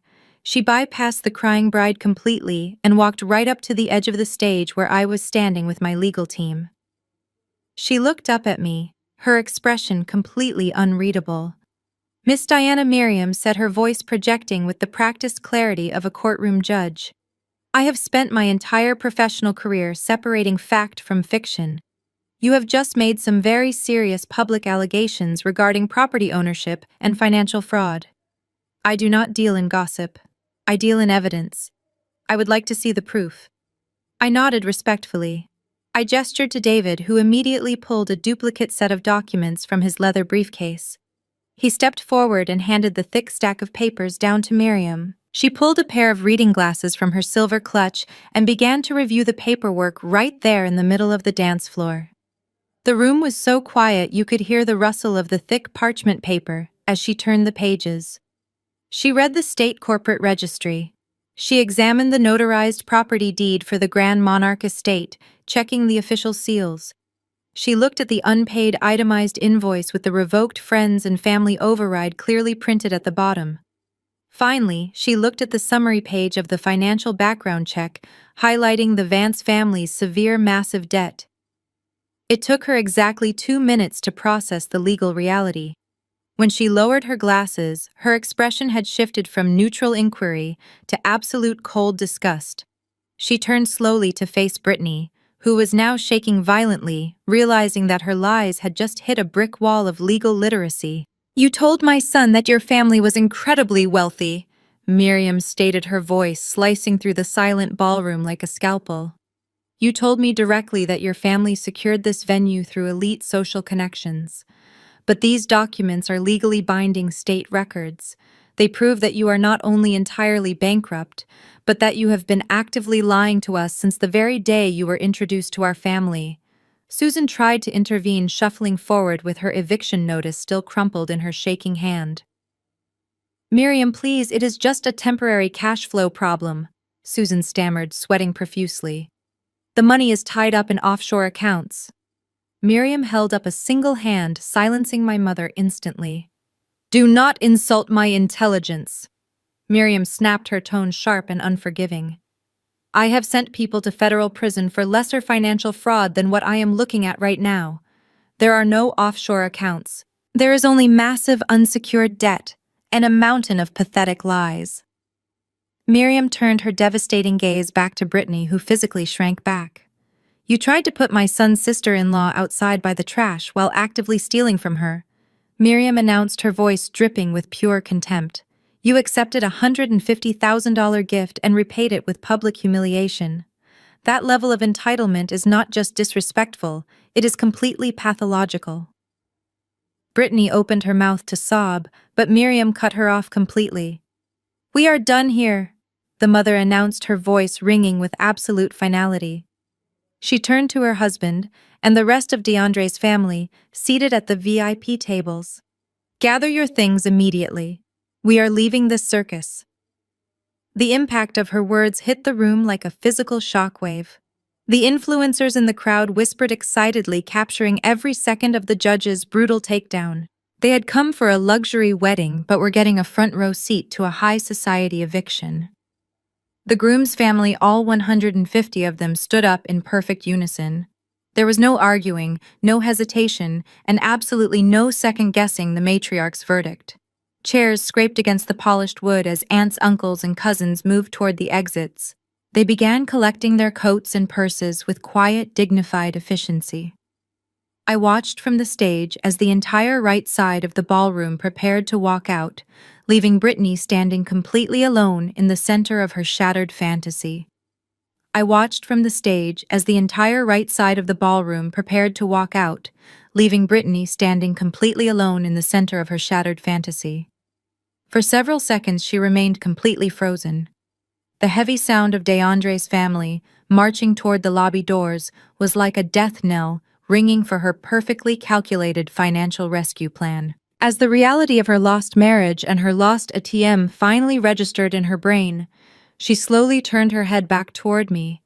Her eyes were wide and completely unhinged. The pathetic sadness and the carefully practiced victimhood she had tried to use on her mother-in-law were entirely gone. They were instantly replaced by pure, unfiltered feral rage. "You ruined my life!" she shrieked, her voice echoing violently over the scraping chairs and the departing footsteps of the guests. She did not just yell, she charged. Brittany gathered the heavy white silk of her unpaid wedding gown in her fists and sprinted toward the stage. She bypassed her frozen mother and lunged up the carpeted stairs like a wild animal. Her hands were curled into sharp claws, aiming directly for my face and the microphone I was holding. She wanted to physically tear the truth right out of my hands. "I will kill you!" she screamed, thick drops of spit flying from her mouth. I did not even flinch. I did not need to step back or defend myself. Jackson and Cole moved with terrifying efficiency. Before Brittany could even cross the threshold of the wooden stage, Jackson stepped directly into her path while Cole flanked her right side. Brittany slammed hard into Jackson, but his massive frame did not budge an inch. He smoothly caught her flailing arms, grabbing her wrists with a firm professional grip. Cole stepped in and secured her shoulders, spinning her around so she was facing away from me and pinning her arms safely behind her back. They did not hurt her, but they completely neutralized her violent attack in less than 3 seconds. "Let me go," she thrashed violently, kicking her expensive heels backward. Her sudden frantic movements caused her intricate bridal updo to completely unravel. A delicate diamond hairpin snapped, and her long sheer veil caught beneath Cole's heavy black shoe. The fragile fabric tore violently away from her head, ripping right down the center and falling to the floor like a discarded rag. Her thick foundation and heavy mascara smeared completely across her cheeks, making her look like a deranged clown rather than an elegant bride. Down on the dance floor, her influencer friends were having an absolute field day. Every single one of them had their glowing smartphones pointed directly at the stage. They were eagerly zooming in on the ripped veil, the smeared makeup, and the shocking sight of the bride being physically restrained by private security. I could hear some of them narrating the live stream, whispering to their audiences about how insane the whole situation was. Brittany saw the red recording lights flashing from the crowd and began sobbing uncontrollably, thrashing against the immovable grip of my security team. "Stop looking at me," she wailed, shutting her eyes tightly. "Stop recording me right now. Let me go." "Remove her from the stage," I instructed, calmly lowering the microphone. Jackson and Cole effortlessly lifted Brittany by her arms, carrying her back down the short flight of stairs and depositing her firmly onto the dance floor. She collapsed onto her knees, the heavy torn layers of her ruined gown pooling around her as she buried her face in her hands. Seeing his golden child sobbing on the floor, his wealthy in-laws walking out the door, and his entire financial future crumbling into dust, Thomas finally broke. The arrogant, aggressive man, who had threatened to sue my general manager just 30 minutes ago, completely vanished. In his place was a pathetic, sweating, desperate old man whose rented tuxedo jacket was soaked through with nervous perspiration. He stumbled forward, his shoulders slumped and his bow tie hanging loosely around his neck. He approached the bottom of the stage, looking up at me with wide, terrified eyes. David Thorne took a proactive step forward, resting his hand on his leather briefcase, but I held up a finger, signaling my lawyer to wait. I wanted to hear exactly what my father had to say, now that he had absolutely no leverage left. "Diana, please," Thomas begged, his voice trembling so violently he could barely form the words. "Please, you have made your point. You have won this. But you have to stop this right now. Look at your sister. Look at your mother. We are your family." I stared down at him, my expression completely blank. "Yes," he pleaded, clasping his hands together in a pathetic physical gesture of prayer. "We share the same blood. You cannot just throw us out onto the street. You cannot let DeAndre's family leave like this. Tell the judge it was a massive mistake. Tell her the financial records were just a misunderstanding. If you have the money to own this entire estate, you have the money to fix this for us. Please, Diana, keep this in the family. We can go to counseling. We can make things right. Just please do not destroy us." His words were not an apology. They were a desperate plea for a financial bailout disguised as familial love. He was perfectly fine treating me like garbage when he thought he had the upper hand, but the exact moment I held the cards, he suddenly remembered we were related. I looked at the pathetic man begging at my feet, then at my mother, clutching her eviction notice, and finally at my sister weeping on the floor, surrounded by the flashing cameras of her fake friends. They were a perfect portrait of toxic entitlement, completely collapsing in on itself. "Keep this in the family." I repeated the words slowly, letting them echo across the massive silent ballroom. The phrase tasted like bitter ash in my mouth. I stepped closer to the edge of the wooden stage, looking down at the sweating, trembling man who had spent my entire life making me feel completely invisible. "Thomas, we have not been a family since the day I turned 18, I said, my voice projecting with icy precision. "Do you remember what you did that day? You marched into the bank and drained my entire college savings account. You took every single penny I had saved from working after school jobs since I was 14 years old. And you used it to buy Brittany a brand new luxury sedan because she threw a massive temper tantrum about having to drive a used car to her high school graduation." Thomas flinched violently as if I had physically struck him across the face. He opened his mouth to offer another pathetic excuse, but I did not give him the chance to speak. "You did not care about my education," I continued, my tone rising slightly, demanding the attention of every single person left in the room. "You did not care about my future or my well-being. You only cared about maintaining the fake illusion that your golden child had everything handed to her on a silver platter. I had to take out massive student loans and work 3 different jobs just to survive. I built my corporate empire completely alone. I acquired Apex Hospitality Group through my own sweat, my own sleepless nights, and my own relentless determination, while you two were busy taking out second mortgages to fund her fake internet lifestyle. Susan let out a loud dramatic sob from the middle of the floor, but I ignored her completely. So do not stand there and invoke the word family to me, I stated firmly. You only claim me as family when you need a financial bailout. Today you showed me exactly where my place is in your lives. Outside by the dumpsters. And I am simply staying exactly where you put me. Outside of your lives forever. Thomas lowered his head, burying his face in his shaking hands. He wept openly, but I felt absolutely no pity for him. The emotional extortion that had chained me to them for 33 years was finally completely severed. Then the crowd parted one final time. DeAndre stepped forward from the shadows of the bridal corridor. He was no longer the beaming, happy groom from this morning. His posture was rigid, his shoulders squared, and his face was completely devoid of any warmth or affection. He walked slowly across the polished wood of the dance floor, his polished shoes echoing loudly in the quiet room. The influencers in the crowd immediately pointed their phone cameras toward him, sensing the final devastating climax of the evening. He stopped right in front of Brittany. She was still kneeling on the floor, surrounded by the torn layers of her unpaid Vera Wang gown. Her diamond tiara was sitting crookedly on her head, and her face was a smeared mess of expensive makeup and hysterical tears. She looked up at him, her eyes wide with desperate, frantic hope. DeAndre. She whimpered, reaching out a trembling hand to grab the dark fabric of his tuxedo pants. Baby, please. You have to understand. We can fix this. We can just sign the marriage certificate tonight and figure the rest of the money stuff out tomorrow. I love you so much. Please do not leave me. DeAndre looked down at her. He did not reach down to help her up. He did not offer her a single shred of comfort or reassurance. He looked at her with the cold, calculating eyes of a businessman inspecting a fraudulent contract.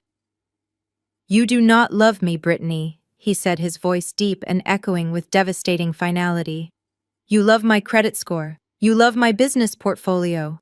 You love the idea of using my hard-earned money to dig your parents out of the massive financial grave they dug for themselves. Brittany gasped, shaking her head frantically. No, no, that is not true, she cried. I run a luxury auto brokerage. DeAndre continued, ignoring her pathetic protests. I negotiate with ruthless businessmen every single day. Did you honestly think I would not eventually find out about your $80,000 in hidden credit card debt? Did you think I would not discover the luxury SUV you had repossessed? You targeted me. You manipulated me. You stood at the altar today and made sacred vows to me while actively plotting to use my bank accounts to save your fraudulent, pathetic lifestyle. He took a slow, deliberate breath, settling the absolute truth over the room. I wanted a partner, DeAndre stated firmly, looking her dead in the eye.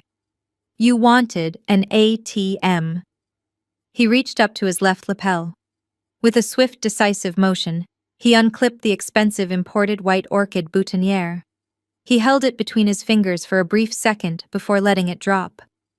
The flower landed softly onto the torn, stained layers of her ruined wedding dress. Do not ever contact me again, DeAndre added, turning his back on her. And do not bother looking for the marriage license. I already tore it to pieces and threw it in the trash, right where you tried to put your sister. DeAndre did not wait for her response. He turned his back on the sobbing woman who was supposed to be his wife and walked toward the VIP tables. He looked at his mother Miriam and gave a single sharp nod. Miriam nodded back. Without needing to shout or make a grand dramatic gesture, DeAndre simply raised his right hand and motioned toward the grand lobby doors. The response was instantaneous and breathtaking to witness. All 150 members of the groom's family stood up in perfect unison. There was no chaotic scrambling, no hysterical crying, and no frantic whispering. These were dignified people who knew exactly how to handle a disgraceful situation.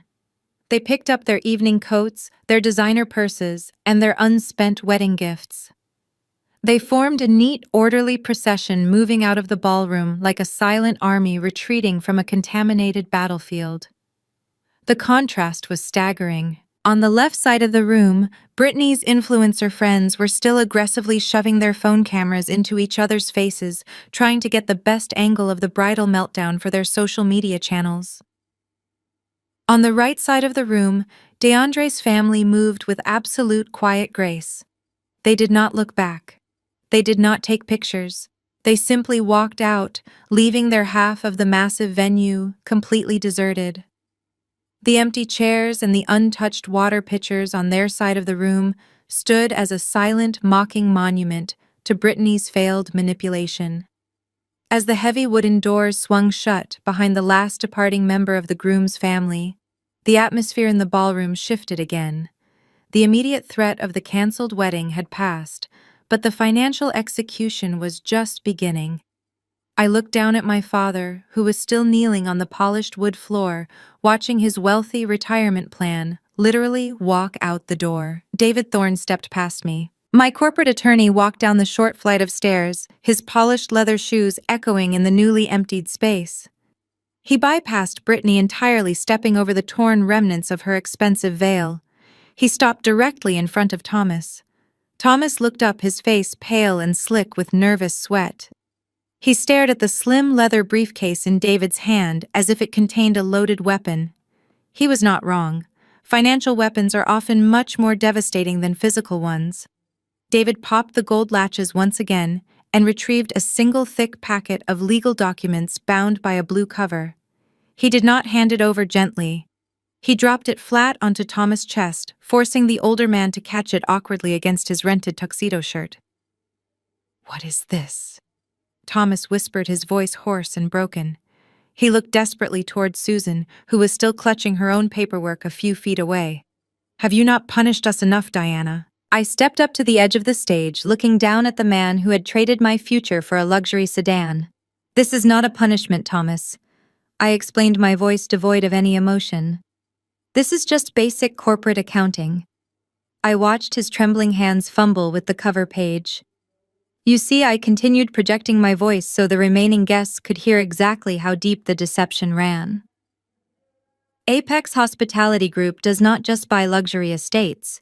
We also acquire distressed financial assets. Last month, a regional bank was looking to offload a toxic portfolio of bad loans and underwater mortgages. I reviewed the portfolio and found your name listed right at the very top. Thomas' eyes widened in sheer terror as his brain finally processed the bold legal text on the first page. "You have not made a full mortgage payment in 8 months, I stated firmly. You took out a second mortgage to pay for this absurd wedding, and you immediately defaulted on that one as well. The bank was preparing to foreclose on you next week. But I bought the debt. I own the mortgage on your sprawling suburban colonial house. I am officially your bank." Thomas let out a sound that was half gasp and half sob. He dropped the paperwork onto the floor, staring at me as if I were a ghost. "And as your bank, I am officially denying any further extensions or grace periods," I announced, the finality of my words ringing through the silent ballroom. "You are in total default. The notice my lawyer just handed you is the official foreclosure documentation.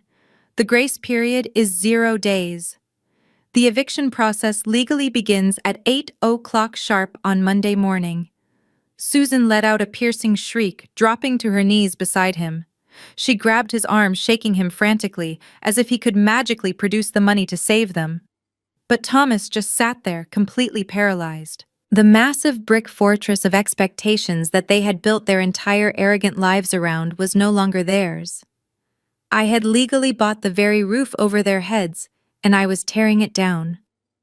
While my parents collapsed onto the polished wood floor, the remaining guests on the left side of the ballroom began to stir. These were Brittany's carefully curated influencer friends and her perfectly matched bridesmaids. Throughout the entire evening, they had been her loyal audience, hyping up her fake wealth and validating her delusional aesthetic. But loyalty in their superficial world was entirely transactional. It only existed as long as the luxury perks kept flowing. The moment they realized the champagne was gone, the groom had vanished, and the bride was quite literally facing homelessness, the dynamic shifted with brutal speed. I watched from the stage as the realization washed over their perfectly contoured faces. The whispers started immediately spreading through the tables like wildfire. They had heard Miriam, the retired judge, explicitly expose the $80,000 in credit card debt.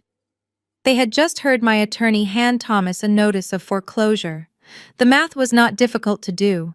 Brittany was not a wealthy socialite manifesting a life of luxury. She was a broke, fraudulent liar who had just been dumped at her own reception. For a lifestyle influencer, reputation is absolute currency. Associating with a proven fraud is brand suicide. The phones that had been eagerly recording the drama just moments ago were swiftly tucked away into expensive designer clutches.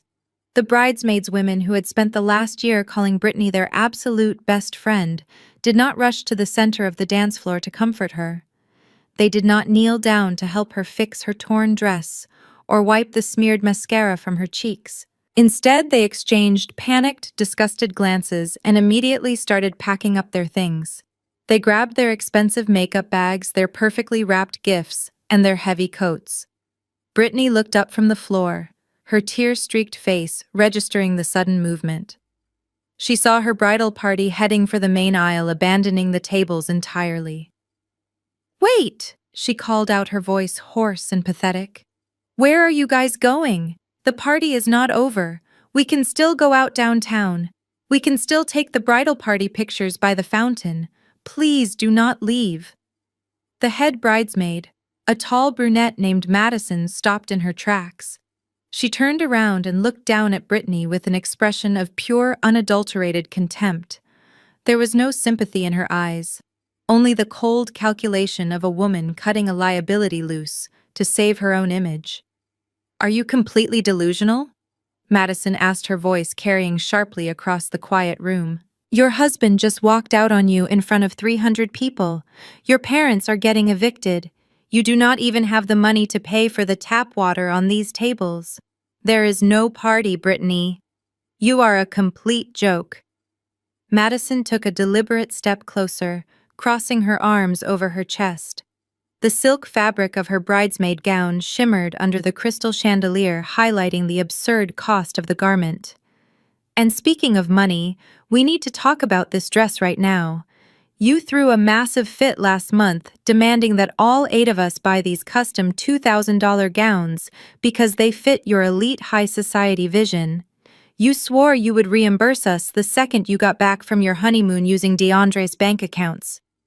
Brittany swallowed hard, shrinking back against the floor. "Madison, please, not right now," she whimpered, looking around desperately for someone to defend her. "I will figure it out. I promise I will get you the money." "You do not have a single dime to figure it out with," Madison snapped aggressively, her voice echoing off the high vaulted ceiling. "You lied to us.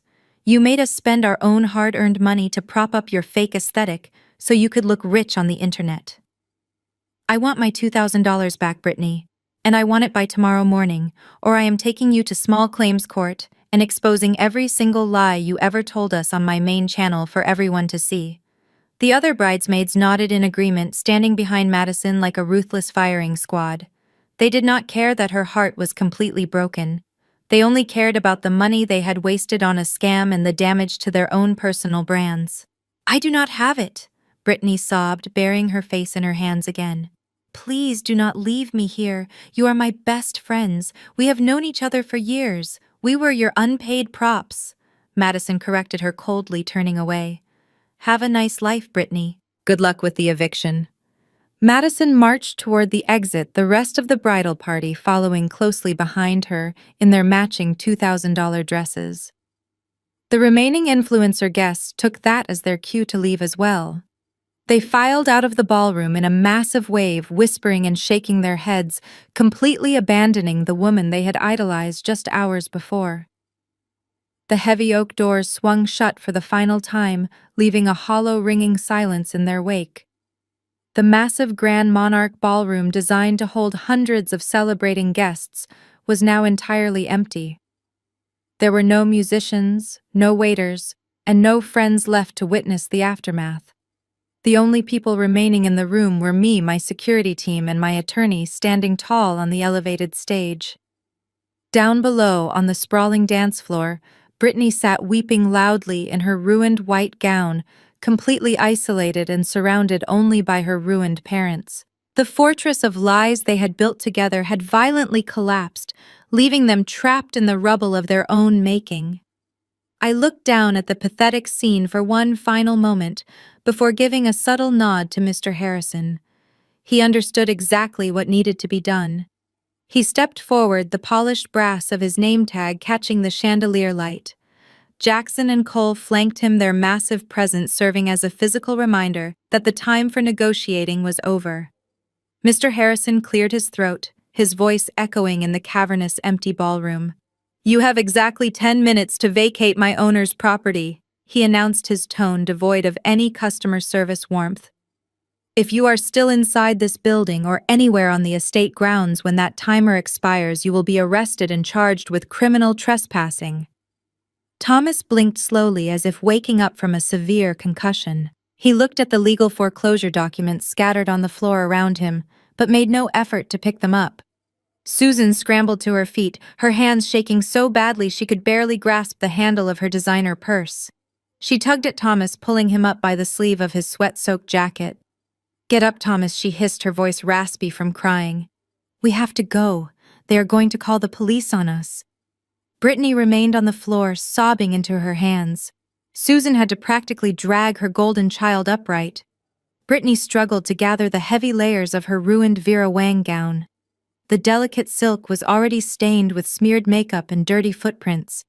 As they began a slow, miserable shuffle toward the grand lobby doors, Mr. Harrison stepped into their path, holding up a firm hand. "Not that way," he instructed coldly. "The main lobby has been secured for the evening. You will exit through the rear service corridor." Brittany's head snapped up, her smeared eyes wide with fresh horror. "You cannot make us walk through the kitchen," she protested weakly. "My dress will get completely ruined." "It is already ruined," I pointed out from the stage. "And the service doors are exactly where you wanted me to spend my evening. It is only fitting that you use them to leave." Jackson and Cole stepped behind them physically, herding the disgraced family toward the swinging metal doors of the kitchen.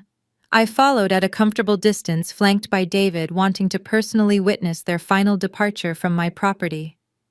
As we entered the massive industrial kitchen, the loud clattering of pots and pans instantly ceased. The entire catering staff, the waiters, the line cooks, and the dishwashers all stopped what they were doing. These were the very people Brittany had openly mocked earlier in the evening, calling them peasants and demanding they be fired for serving her tap water. They were the people she believed were entirely beneath her. Now the tables were completely turned. Dozens of staff members stood in total silence, watching the fake wealthy family take their walk of shame. The harsh fluorescent lights of the kitchen highlighted every single flaw. Thomas looked like a broken old man, his shoulders slumped in defeat. Susan kept her head down, unable to make eye contact with the working-class people she so deeply despised. Brittany limped along her ripped veil, dragging across the grease-stained industrial floor, her expensive heels slipping awkwardly on the wet tile.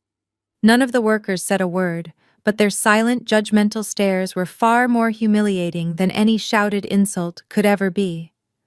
They reached the heavy metal loading dock doors. Cole pushed the emergency bar, opening the doors to the humid night air. The family stepped out onto the concrete patio, standing just feet away from the very dumpsters where they had tried to banish me. The irony was heavy and absolute. They walked down the dark service ramp toward the VIP valet parking lot. The area was mostly empty since DeAndre's family and the influencers had already fled. But there was one vehicle still parked under the glowing streetlights. It was Thomas' leased luxury Mercedes-Benz.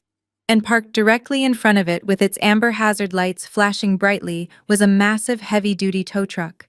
A man in a neon safety vest was currently hooking thick steel chains to the front axle of the expensive car. Thomas let out a strangled gasp, breaking into a clumsy run. "Hey, stop! What are you doing?" he yelled, waving his arms frantically.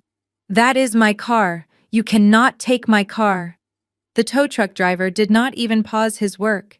He casually pulled a clipboard from his belt and checked the license plate. "Are you Thomas Vance?" he asked loudly over the rumble of his diesel engine. Yes, I am, Thomas panted, stopping a few feet away. Unhook my vehicle right now. I have the keys right here in my pocket. The driver shook his head and handed Thomas a yellow slip of paper. Not anymore, buddy. This vehicle is flagged for immediate repossession due to 4 months of missed lease payments. The bank ordered the recovery this morning. I am just doing my job. But how are we supposed to get home? Susan wailed, clutching her purse to her chest. We live 40 miles away. The driver shrugged, climbing up into the high cab of his truck. Sounds like you need to call a cab, lady. Because this car belongs to the bank now. He engaged the hydraulic lift, raising the front tires of the Mercedes off the pavement. Thomas stood frozen in the empty parking lot, watching his final symbol of fake wealth being literally dragged away into the night. Brittany collapsed onto the curb right next to the kitchen dumpsters, burying her face in her knees. They had absolutely nothing left. I turned my back on the pathetic scene unfolding by the dumpsters and gave a brief nod to my security team. We walked back up the concrete service ramp, leaving the Vance family completely alone in the dark parking lot. My driver had already brought the black corporate SUV around to the front entrance of the estate. Jackson opened the heavy door for me, and I slid into the quiet, pristine leather interior, followed closely by David. Cole took the front passenger seat, and the driver immediately pulled away from the curb. David Thorne pulled his secure tablet from his leather briefcase and tapped the screen a few times. He let out a rare, dry chuckle. Miss Diana, you might want to see this, he said, turning the glowing screen toward me. It has only been 20 minutes since the bridal party walked out, but the digital fallout is already catastrophic. I looked at the tablet. Madison, the head bridesmaid, had not waited until morning to enact her revenge. She had immediately gone live on her main channel from the back of her luxury rideshare. The broadcast was already exploding across multiple social media platforms, with hundreds of thousands of active viewers tuning in. Madison was ruthlessly exposing every single lie Brittany had ever told. She displayed high-resolution screenshots of text messages where Brittany admitted she could not afford the $2,000 bridesmaid dresses, but demanded they buy them anyway, to maintain her elite high society aesthetic. The live stream then cut to raw, unedited footage, taken directly from the ballroom floor. It showed the catering staff mercilessly confiscating the vintage champagne and replacing it with cloudy tap water. It showed Thomas frantically swiping 4 different declined credit cards while sweating profusely. And the grand finale was crystal clear footage of Brittany violently charging the stage, attacking my security team before getting her veil ripped off and being tossed to the floor. The comments section beneath the video was a relentless avalanche of mockery. The internet is completely unforgiving to frauds, especially those who build their entire online persona on making others feel inferior. Viewers were brutally dissecting her entire feed. They pointed out the fake designer bags she had tried to pass off as authentic. They mocked her parents' underwater mortgages and the towed Mercedes. Someone in the comments coined the nickname Dumpster Bride, referring to her seating assignment, and within minutes, it became the #1 trending hashtag across the entire country. Then the corporate cancellations began. Brittany's entire income relied on brand deals from mid-tier beauty companies and boutique fashion labels. These brands carefully monitored social media trends to protect their own public images, and they moved with brutal efficiency. As I watched, a popular cosmetics company released a stark public statement on their official page. We value authenticity and honesty in our brand partners. In light of recent events involving financial deception, we have immediately terminated our promotional contract with Brittany Vance. 3 other major clothing brands followed suit within the hour. Her affiliate links were systematically deactivated. Her promotional discount codes were permanently suspended. The fake sponsorship deals she had spent years cultivating vanished into thin air. Her entire digital empire was being dismantled brick by brick in real time. I handed the tablet back to David and leaned my head against the cool leather headrest of the SUV. I closed my eyes and took a deep, slow breath, letting the quiet hum of the engine wash over me. For 33 years, I had carried the crushing, suffocating weight of my family's expectations and their constant demands for financial rescues. I had lived in a constant state of low-level anxiety, always waiting for the next phone call, the next emergency, the next massive guilt trip. They had functioned as a toxic tumor attached to my life, slowly draining my energy, my joy, and my resources, while offering absolutely nothing but cruel resentment in return. But tonight, the surgery was finally complete. The tumor had been completely and aggressively excised.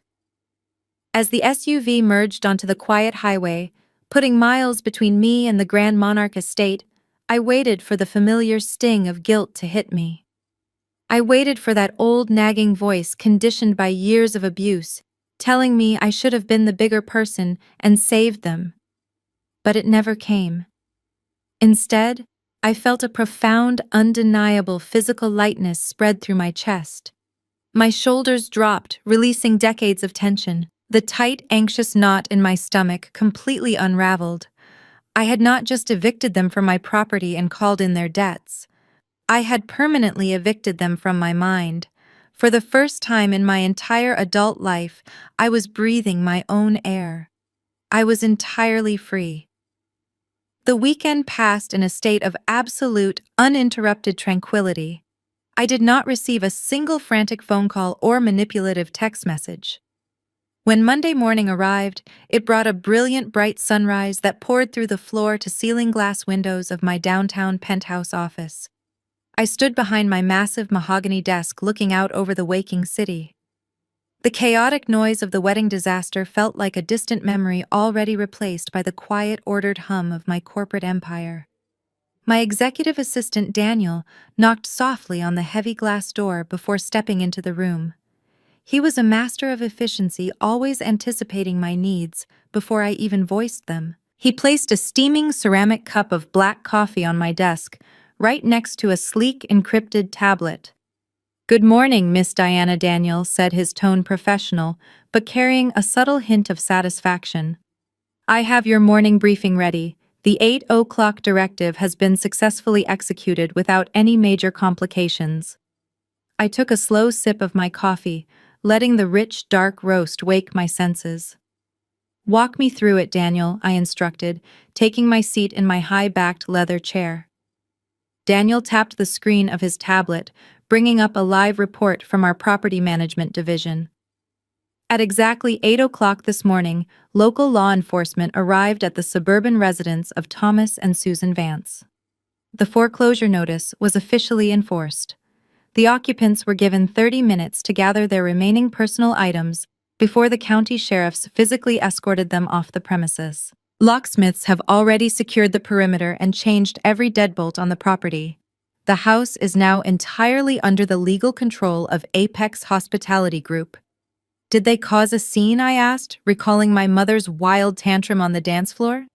"According to the site manager, they were surprisingly quiet," Daniel replied, scrolling down to the next page of his report. "They had apparently spent all of Sunday packing their belongings into black trash bags. Several neighbors came out onto their lawns to watch the eviction take place. Thomas and Susan loaded their bags into a cheap rental car and drove away before the locksmiths even finished the front door. It was a poetic mirroring of their exit from the Grand Monarch estate. Once again, they were forced to take a humiliating walk of shame, watched by the very people they had spent years trying to impress with their fake wealth." "And what about Brittany?" I asked, leaning back in my chair. Daniel completely suppressed a smile. "The digital fallout was catastrophic," he reported. "By Sunday afternoon, her social media presence had become completely radioactive. The comment sections across all her platforms were so aggressively flooded with people calling her the dumpster bride that she was forced to entirely deactivate her Instagram and TikTok accounts. Every single one of her brand sponsors has publicly terminated their contracts. She is officially completely unmarketable."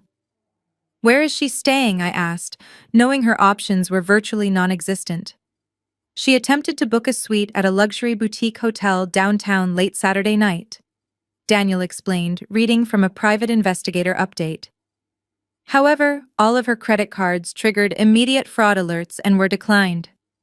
She is currently checked into a budget roadside motel on the outer city limits. She paid for a 3-night stay using cash, which our investigators assume she salvaged from the wedding gift envelopes that were not confiscated by the groom's family.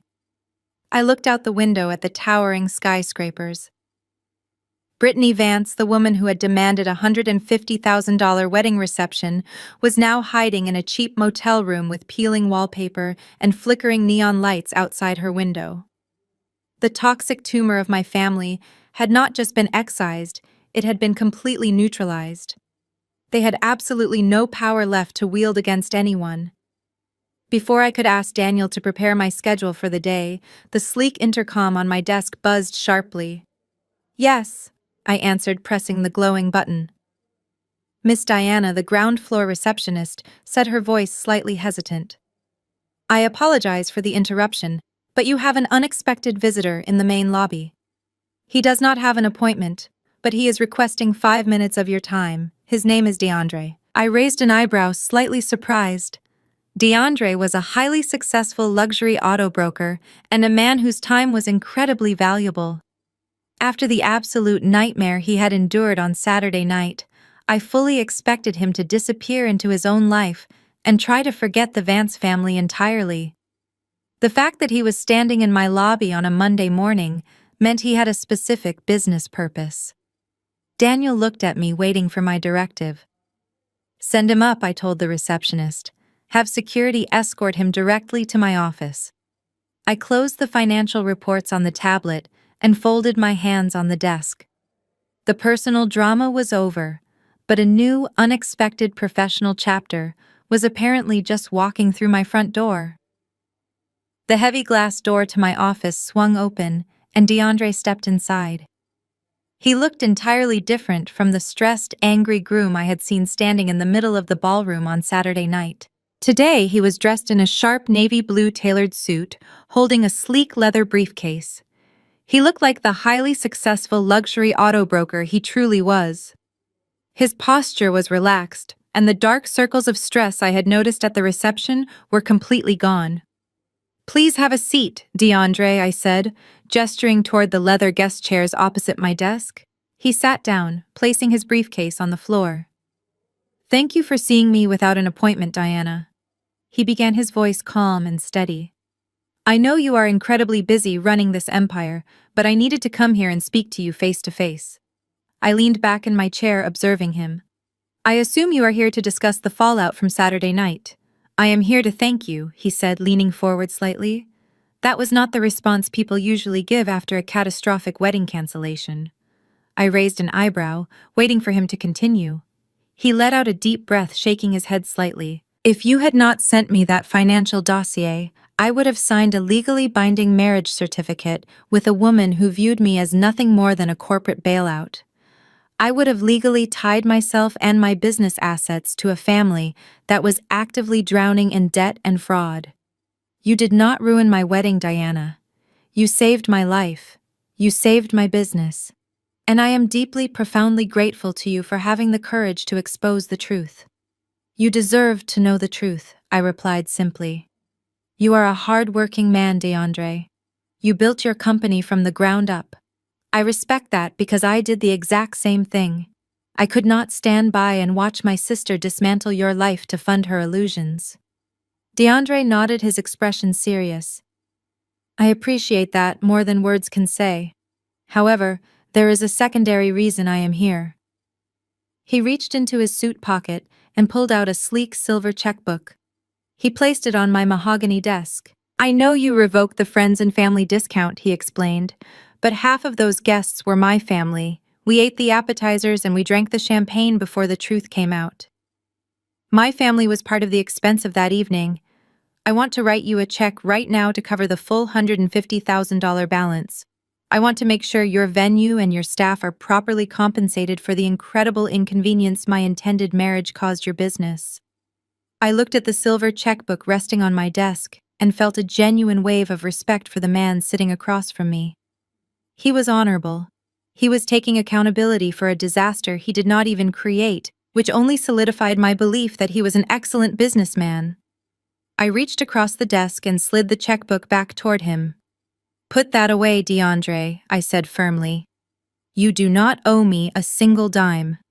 The cost of that reception was the price I willingly paid to finally rid myself of my toxic family. It was an investment in my own peace of mind, and it was worth every single penny.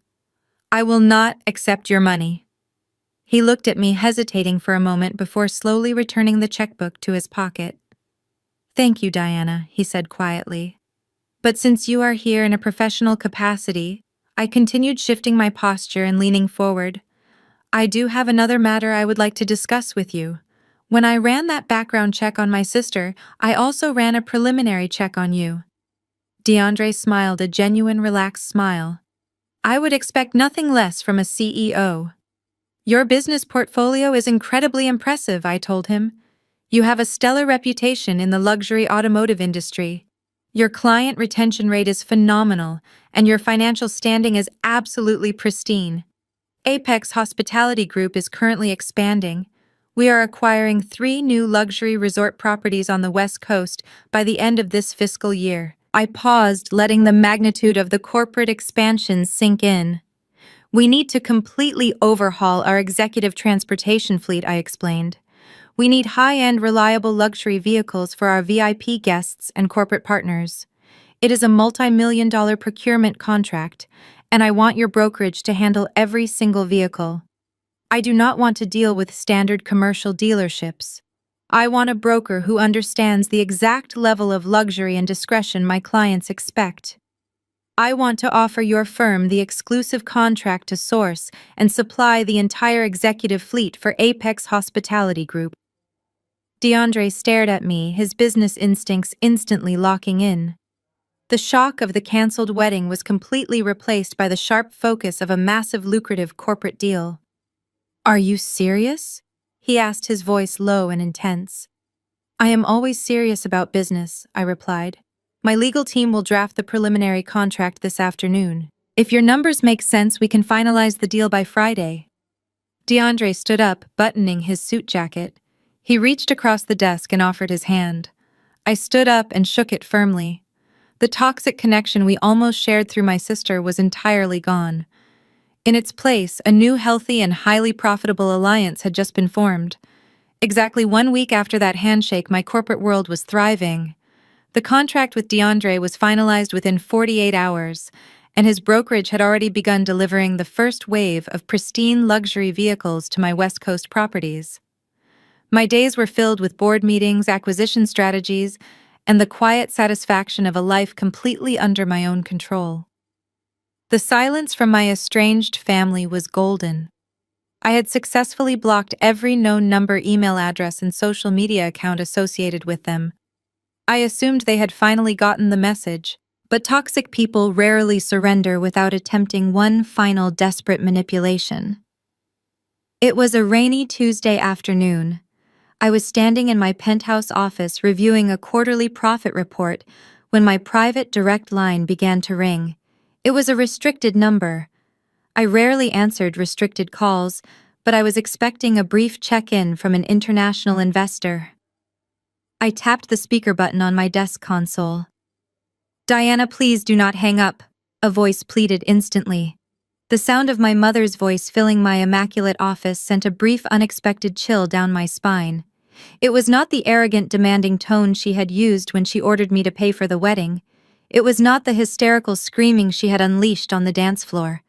This voice was broken, trembling, and entirely stripped of its upper-class facade.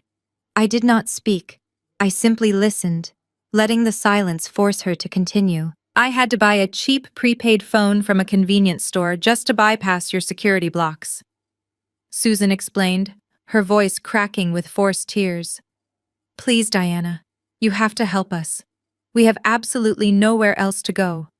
The money from the wedding envelopes is almost completely gone. The motel manager is threatening to kick us out tomorrow morning because Thomas got into a shouting match with him over the terrible room conditions." I could hear the harsh roar of highway traffic in the background of the call. She was standing outside in the rain, using a burner phone to beg the daughter she had thrown away. "Brittany will not even get out of bed," Susan sobbed, her breathing jagged and loud over the speaker. She just stares at the wall. Thomas is having chest pains from the stress. We are your family, Diana. I know we made mistakes. I know we treated you unfairly, but we are desperate. You have dozens of empty hotel suites. You have rental properties. Just let us stay in one of your empty units for a few weeks until we can get back on our feet. We will not bother you, I promise. Please, just be the bigger person and show some mercy.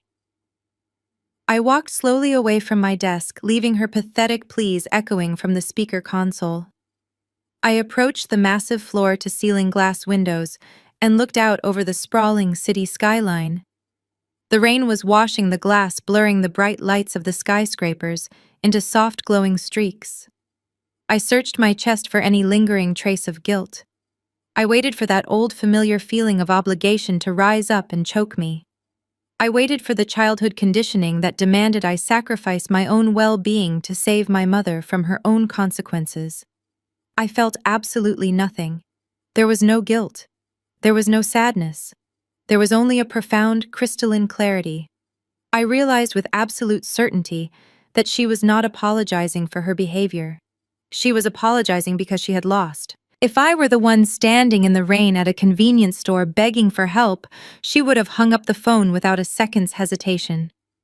She did not want reconciliation. She wanted a free, luxury suite. I turned back toward my desk. I did not offer a grand speech. I did not scream at her or demand an apology for the lifetime of abuse. I simply reached out and pressed the red button terminating the call instantly. Then I picked up my secure tablet and dialed David Thorne. He answered on the first ring. "Good afternoon, Miss Diana." David said, his tone crisp and professional. "David, I need you to initiate the final legal barrier." I instructed, my voice perfectly calm and unwavering. "I just received a harassing phone call from Susan Vance via an untraceable prepaid number. The financial eviction was apparently not enough of a deterrent. I want you to file for permanent restraining orders against Thomas, Susan, and Brittany Vance immediately." "Understood," David replied, noting the instructions. "What are the specific parameters you wish to set?" "I want a 500-yard protective order," I stated firmly. "They are legally barred from coming anywhere near my physical person, my private residence, or any commercial property owned and operated by Apex Hospitality Group. If they attempt to contact me again by phone, email, or third-party carrier, I want them arrested for violating a court order. Cut off every single avenue of access. I will have the paperwork filed with the judge before the courthouse closes today," David assured me. "They will be served by uniformed officers at their current motel location by tomorrow morning." "Thank you, David," I said. I ended the call and set the tablet down. The heavy iron door on my past had just been slammed shut and securely locked. There would be no second chances, no dramatic family reunions, and no forgiveness. They had made their choices, and now they would have to live with them in the exact place they belonged. Far away from me. Far away from me. 6 months passed since the day the restraining orders were officially served, and the silence that followed was the most beautiful sound I had ever experienced. Without the constant financial drain and emotional sabotage of my family, my corporate empire expanded at an unprecedented rate. Apex Hospitality Group successfully closed the deal on our new flagship property, a sprawling luxury cliffside resort in Big Sur, California. I stood on the massive redwood deck of the new estate, breathing in the crisp ocean air, listening to the waves crash against the rocks below. I was no longer the invisible sister hiding in the background. I was the architect of my own incredibly successful reality. The driveway of the new resort was lined with a fleet of pristine imported luxury SUVs. They were all sourced and delivered by DeAndre's brokerage firm. Our professional alliance had proven to be one of the most lucrative decisions I had ever made. His business was absolutely booming. He had just opened a massive second showroom downtown, catering exclusively to high-net-worth corporate clients. He had secured contracts with 3 other major hospitality chains based entirely on the flawless execution of his deal with my company. We occasionally ran into each other at high-level corporate networking events. There was no awkwardness and no lingering trauma from the wedding disaster. We simply exchanged respectful nods, acknowledging the mutual success we had built from the ashes of a massive deception. He was thriving, and so was I. But karma operates on a very specific frequency. While my world expanded into breathtaking coastal resorts, the universe had forced my family into a suffocatingly small reality. My private investigators still sent me automated quarterly updates just to ensure they were not violating the legal boundaries we had set. The reports painted a picture of absolute poetic justice. Brittany, the woman who had demanded a $150,000 wedding reception and treated working-class people like dirt, was now wearing a cheap polyester uniform. She had managed to secure a minimum-wage retail job folding clothes at a massive discount fashion outlet in a dying suburban mall. She spent 8 hours a day standing under harsh fluorescent lights, getting yelled at by angry shoppers over expired coupons. Her hands, which used to be perfectly manicured for sponsored photos, were now dry and cracked from breaking down heavy cardboard shipment boxes in the back warehouse. She had no ring light, no sponsored makeup, and no adoring internet fans to validate her existence. Her digital footprint was entirely erased. She was forced to live in the exact mundane reality she had spent her entire life fiercely mocking. She was furious at the world constantly complaining to her indifferent coworkers, but she had absolutely no way out. Her parents were faring no better. Without the massive suburban colonial house to act as a physical shield for their fake wealth, Thomas and Susan were exposed to the harsh elements of their own financial ruin. They were currently renting a cramped one-bedroom apartment in a noisy, rundown complex right next to a busy interstate. The walls were paper-thin and the plumbing constantly leaked. There were no country club dinners or lavish vacations. The private investigator noted that the police had been called to their unit twice for domestic noise complaints. They spent their days trapped in that tiny space, bitterly blaming each other for the collapse of their fraudulent empire. Susan blamed Thomas for not hiding the money better and for letting his ego ruin the confrontation with the venue manager. Thomas blamed Susan for enabling Brittany's catastrophic spending habits and pushing them into endless debt. They had turned on each other, tearing their own marriage apart because they no longer had me to use as a financial safety net or a convenient scapegoat. I read the final page of the investigator's report and deleted the file from my secure server. I did not feel the need to track them anymore. I had seen enough. The greatest lesson I learned from the entire ordeal was understanding the true nature of karma. Karma was not just about them losing the money or the cars or the fancy house. The real punishment was the psychological prison they were now trapped inside. They were intensely arrogant people who believed they were inherently superior to everyone else. The universe did not just take their money away. It forced them to wake up every single day and participate in the exact working-class struggles they had relentlessly looked down upon. They were forced to live the truth they had tried so desperately to escape through a lifetime of pathetic lies. I turned my back on the ocean view and walked inside my beautiful new resort. The lobby was bustling with wealthy guests, and my highly paid staff was operating with flawless efficiency. I smiled at the general manager and headed toward the executive boardroom. I had a multi-million-dollar merger to discuss, and I did not have a single second left to waste on the past. I pulled open the heavy glass doors of the executive boardroom and stepped inside. The space was immaculate with a long, polished mahogany table surrounded by top-tier executives and legal advisors who respected my vision and valued my time. I took my seat at the head of the table, looking out the panoramic windows at the endless expanse of the Pacific Ocean. As the meeting commenced and we began finalizing the details of our latest acquisition, I felt a profound sense of peace settle over my entire being. The contrast between this room filled with brilliant, dedicated professionals and the chaotic, toxic environment I had escaped was staggering. I realized in that moment that I had finally built the family I actually deserved. It was a family built on mutual respect, shared ambition, and unwavering loyalty rather than guilt and manipulation. For so long, society conditions us to believe that blood relations are an unbreakable bond. We are taught from a very young age that family is everything, and that you must endlessly forgive the people who share your DNA, no matter how poorly they treat you. But biology is not a free pass for abuse. Blood does not give anyone the right to tear down your self-esteem, drain your bank accounts, or treat you like a secondary character in your own life. When people use the word family merely as a weapon to extract your resources or keep you in line, they surrender the right to claim that title. I spent over 3 decades twisting myself into knots, trying to earn the love of people who were fundamentally incapable of offering it. I allowed them to shrink my world because I was afraid of the guilt that would come with walking away. But guilt is a liar. It is a manufactured emotion designed to keep you trapped in toxic cycles. The truth is that walking away from people who continuously disrespect you is the most profound act of self-love you can ever commit. You do not owe your abusers your presence, and you certainly do not owe them your success. Looking back at that night at the Grand Monarch Estate, I realized that the seating chart was the greatest gift my sister could have ever given me.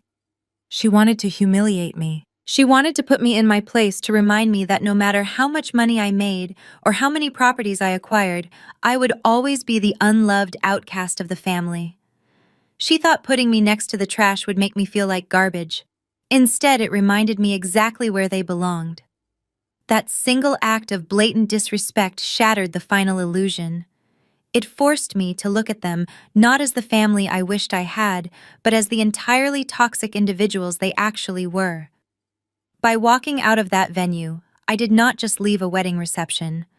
I left behind a lifetime of being the designated scapegoat. I stopped trying to prove my worth to people who were committed to misunderstanding me. Now I look around at the empire I have built. I look at the incredible team of people who support me and the healthy professional alliances I have cultivated with people like DeAndre. My life is rich, not just in financial assets, but in peace, quiet, and genuine happiness. I wake up every morning excited for the future instead of dreading the next manufactured family crisis. The space that was once occupied by their constant drama is now filled with joy, ambition, and absolute freedom. We all have the power to curate the energy we allow into our lives. You do not have to accept the role you were assigned in a dysfunctional family dynamic. You have the right to stand up, walk out the door, and build a reality that honors your true value. It takes immense courage to cut the cord, but I promise you that the peace on the other side is worth every single moment of discomfort. Have you ever had to cut off toxic family members to protect your peace and your empire? Tell me your story in the comments below. I want to build a community where we support each other in setting firm boundaries and reclaiming our power. Hit the subscribe button if you are ready to stop shrinking yourself to fit into rooms that do not appreciate you. And remember, never let anyone assign your worth at their table, especially when you own the whole building. Society conditions us to believe that family is an unbreakable bond, a sanctuary where we are automatically valued simply because we share the same DNA. However, Diana's story brutally dismantles this illusion. The most profound lesson we can extract from her journey is that biology is never a free pass for abuse or exploitation. When the people closest to you use the concept of family as a weapon to extract resources, manipulate your emotions, or diminish your accomplishments, they surrender the right to claim that title. Diana was pushed to the literal margins of a room and seated by the trash simply because she refused to be a financial safety net for her toxic relatives. We often mistake endurance for loyalty.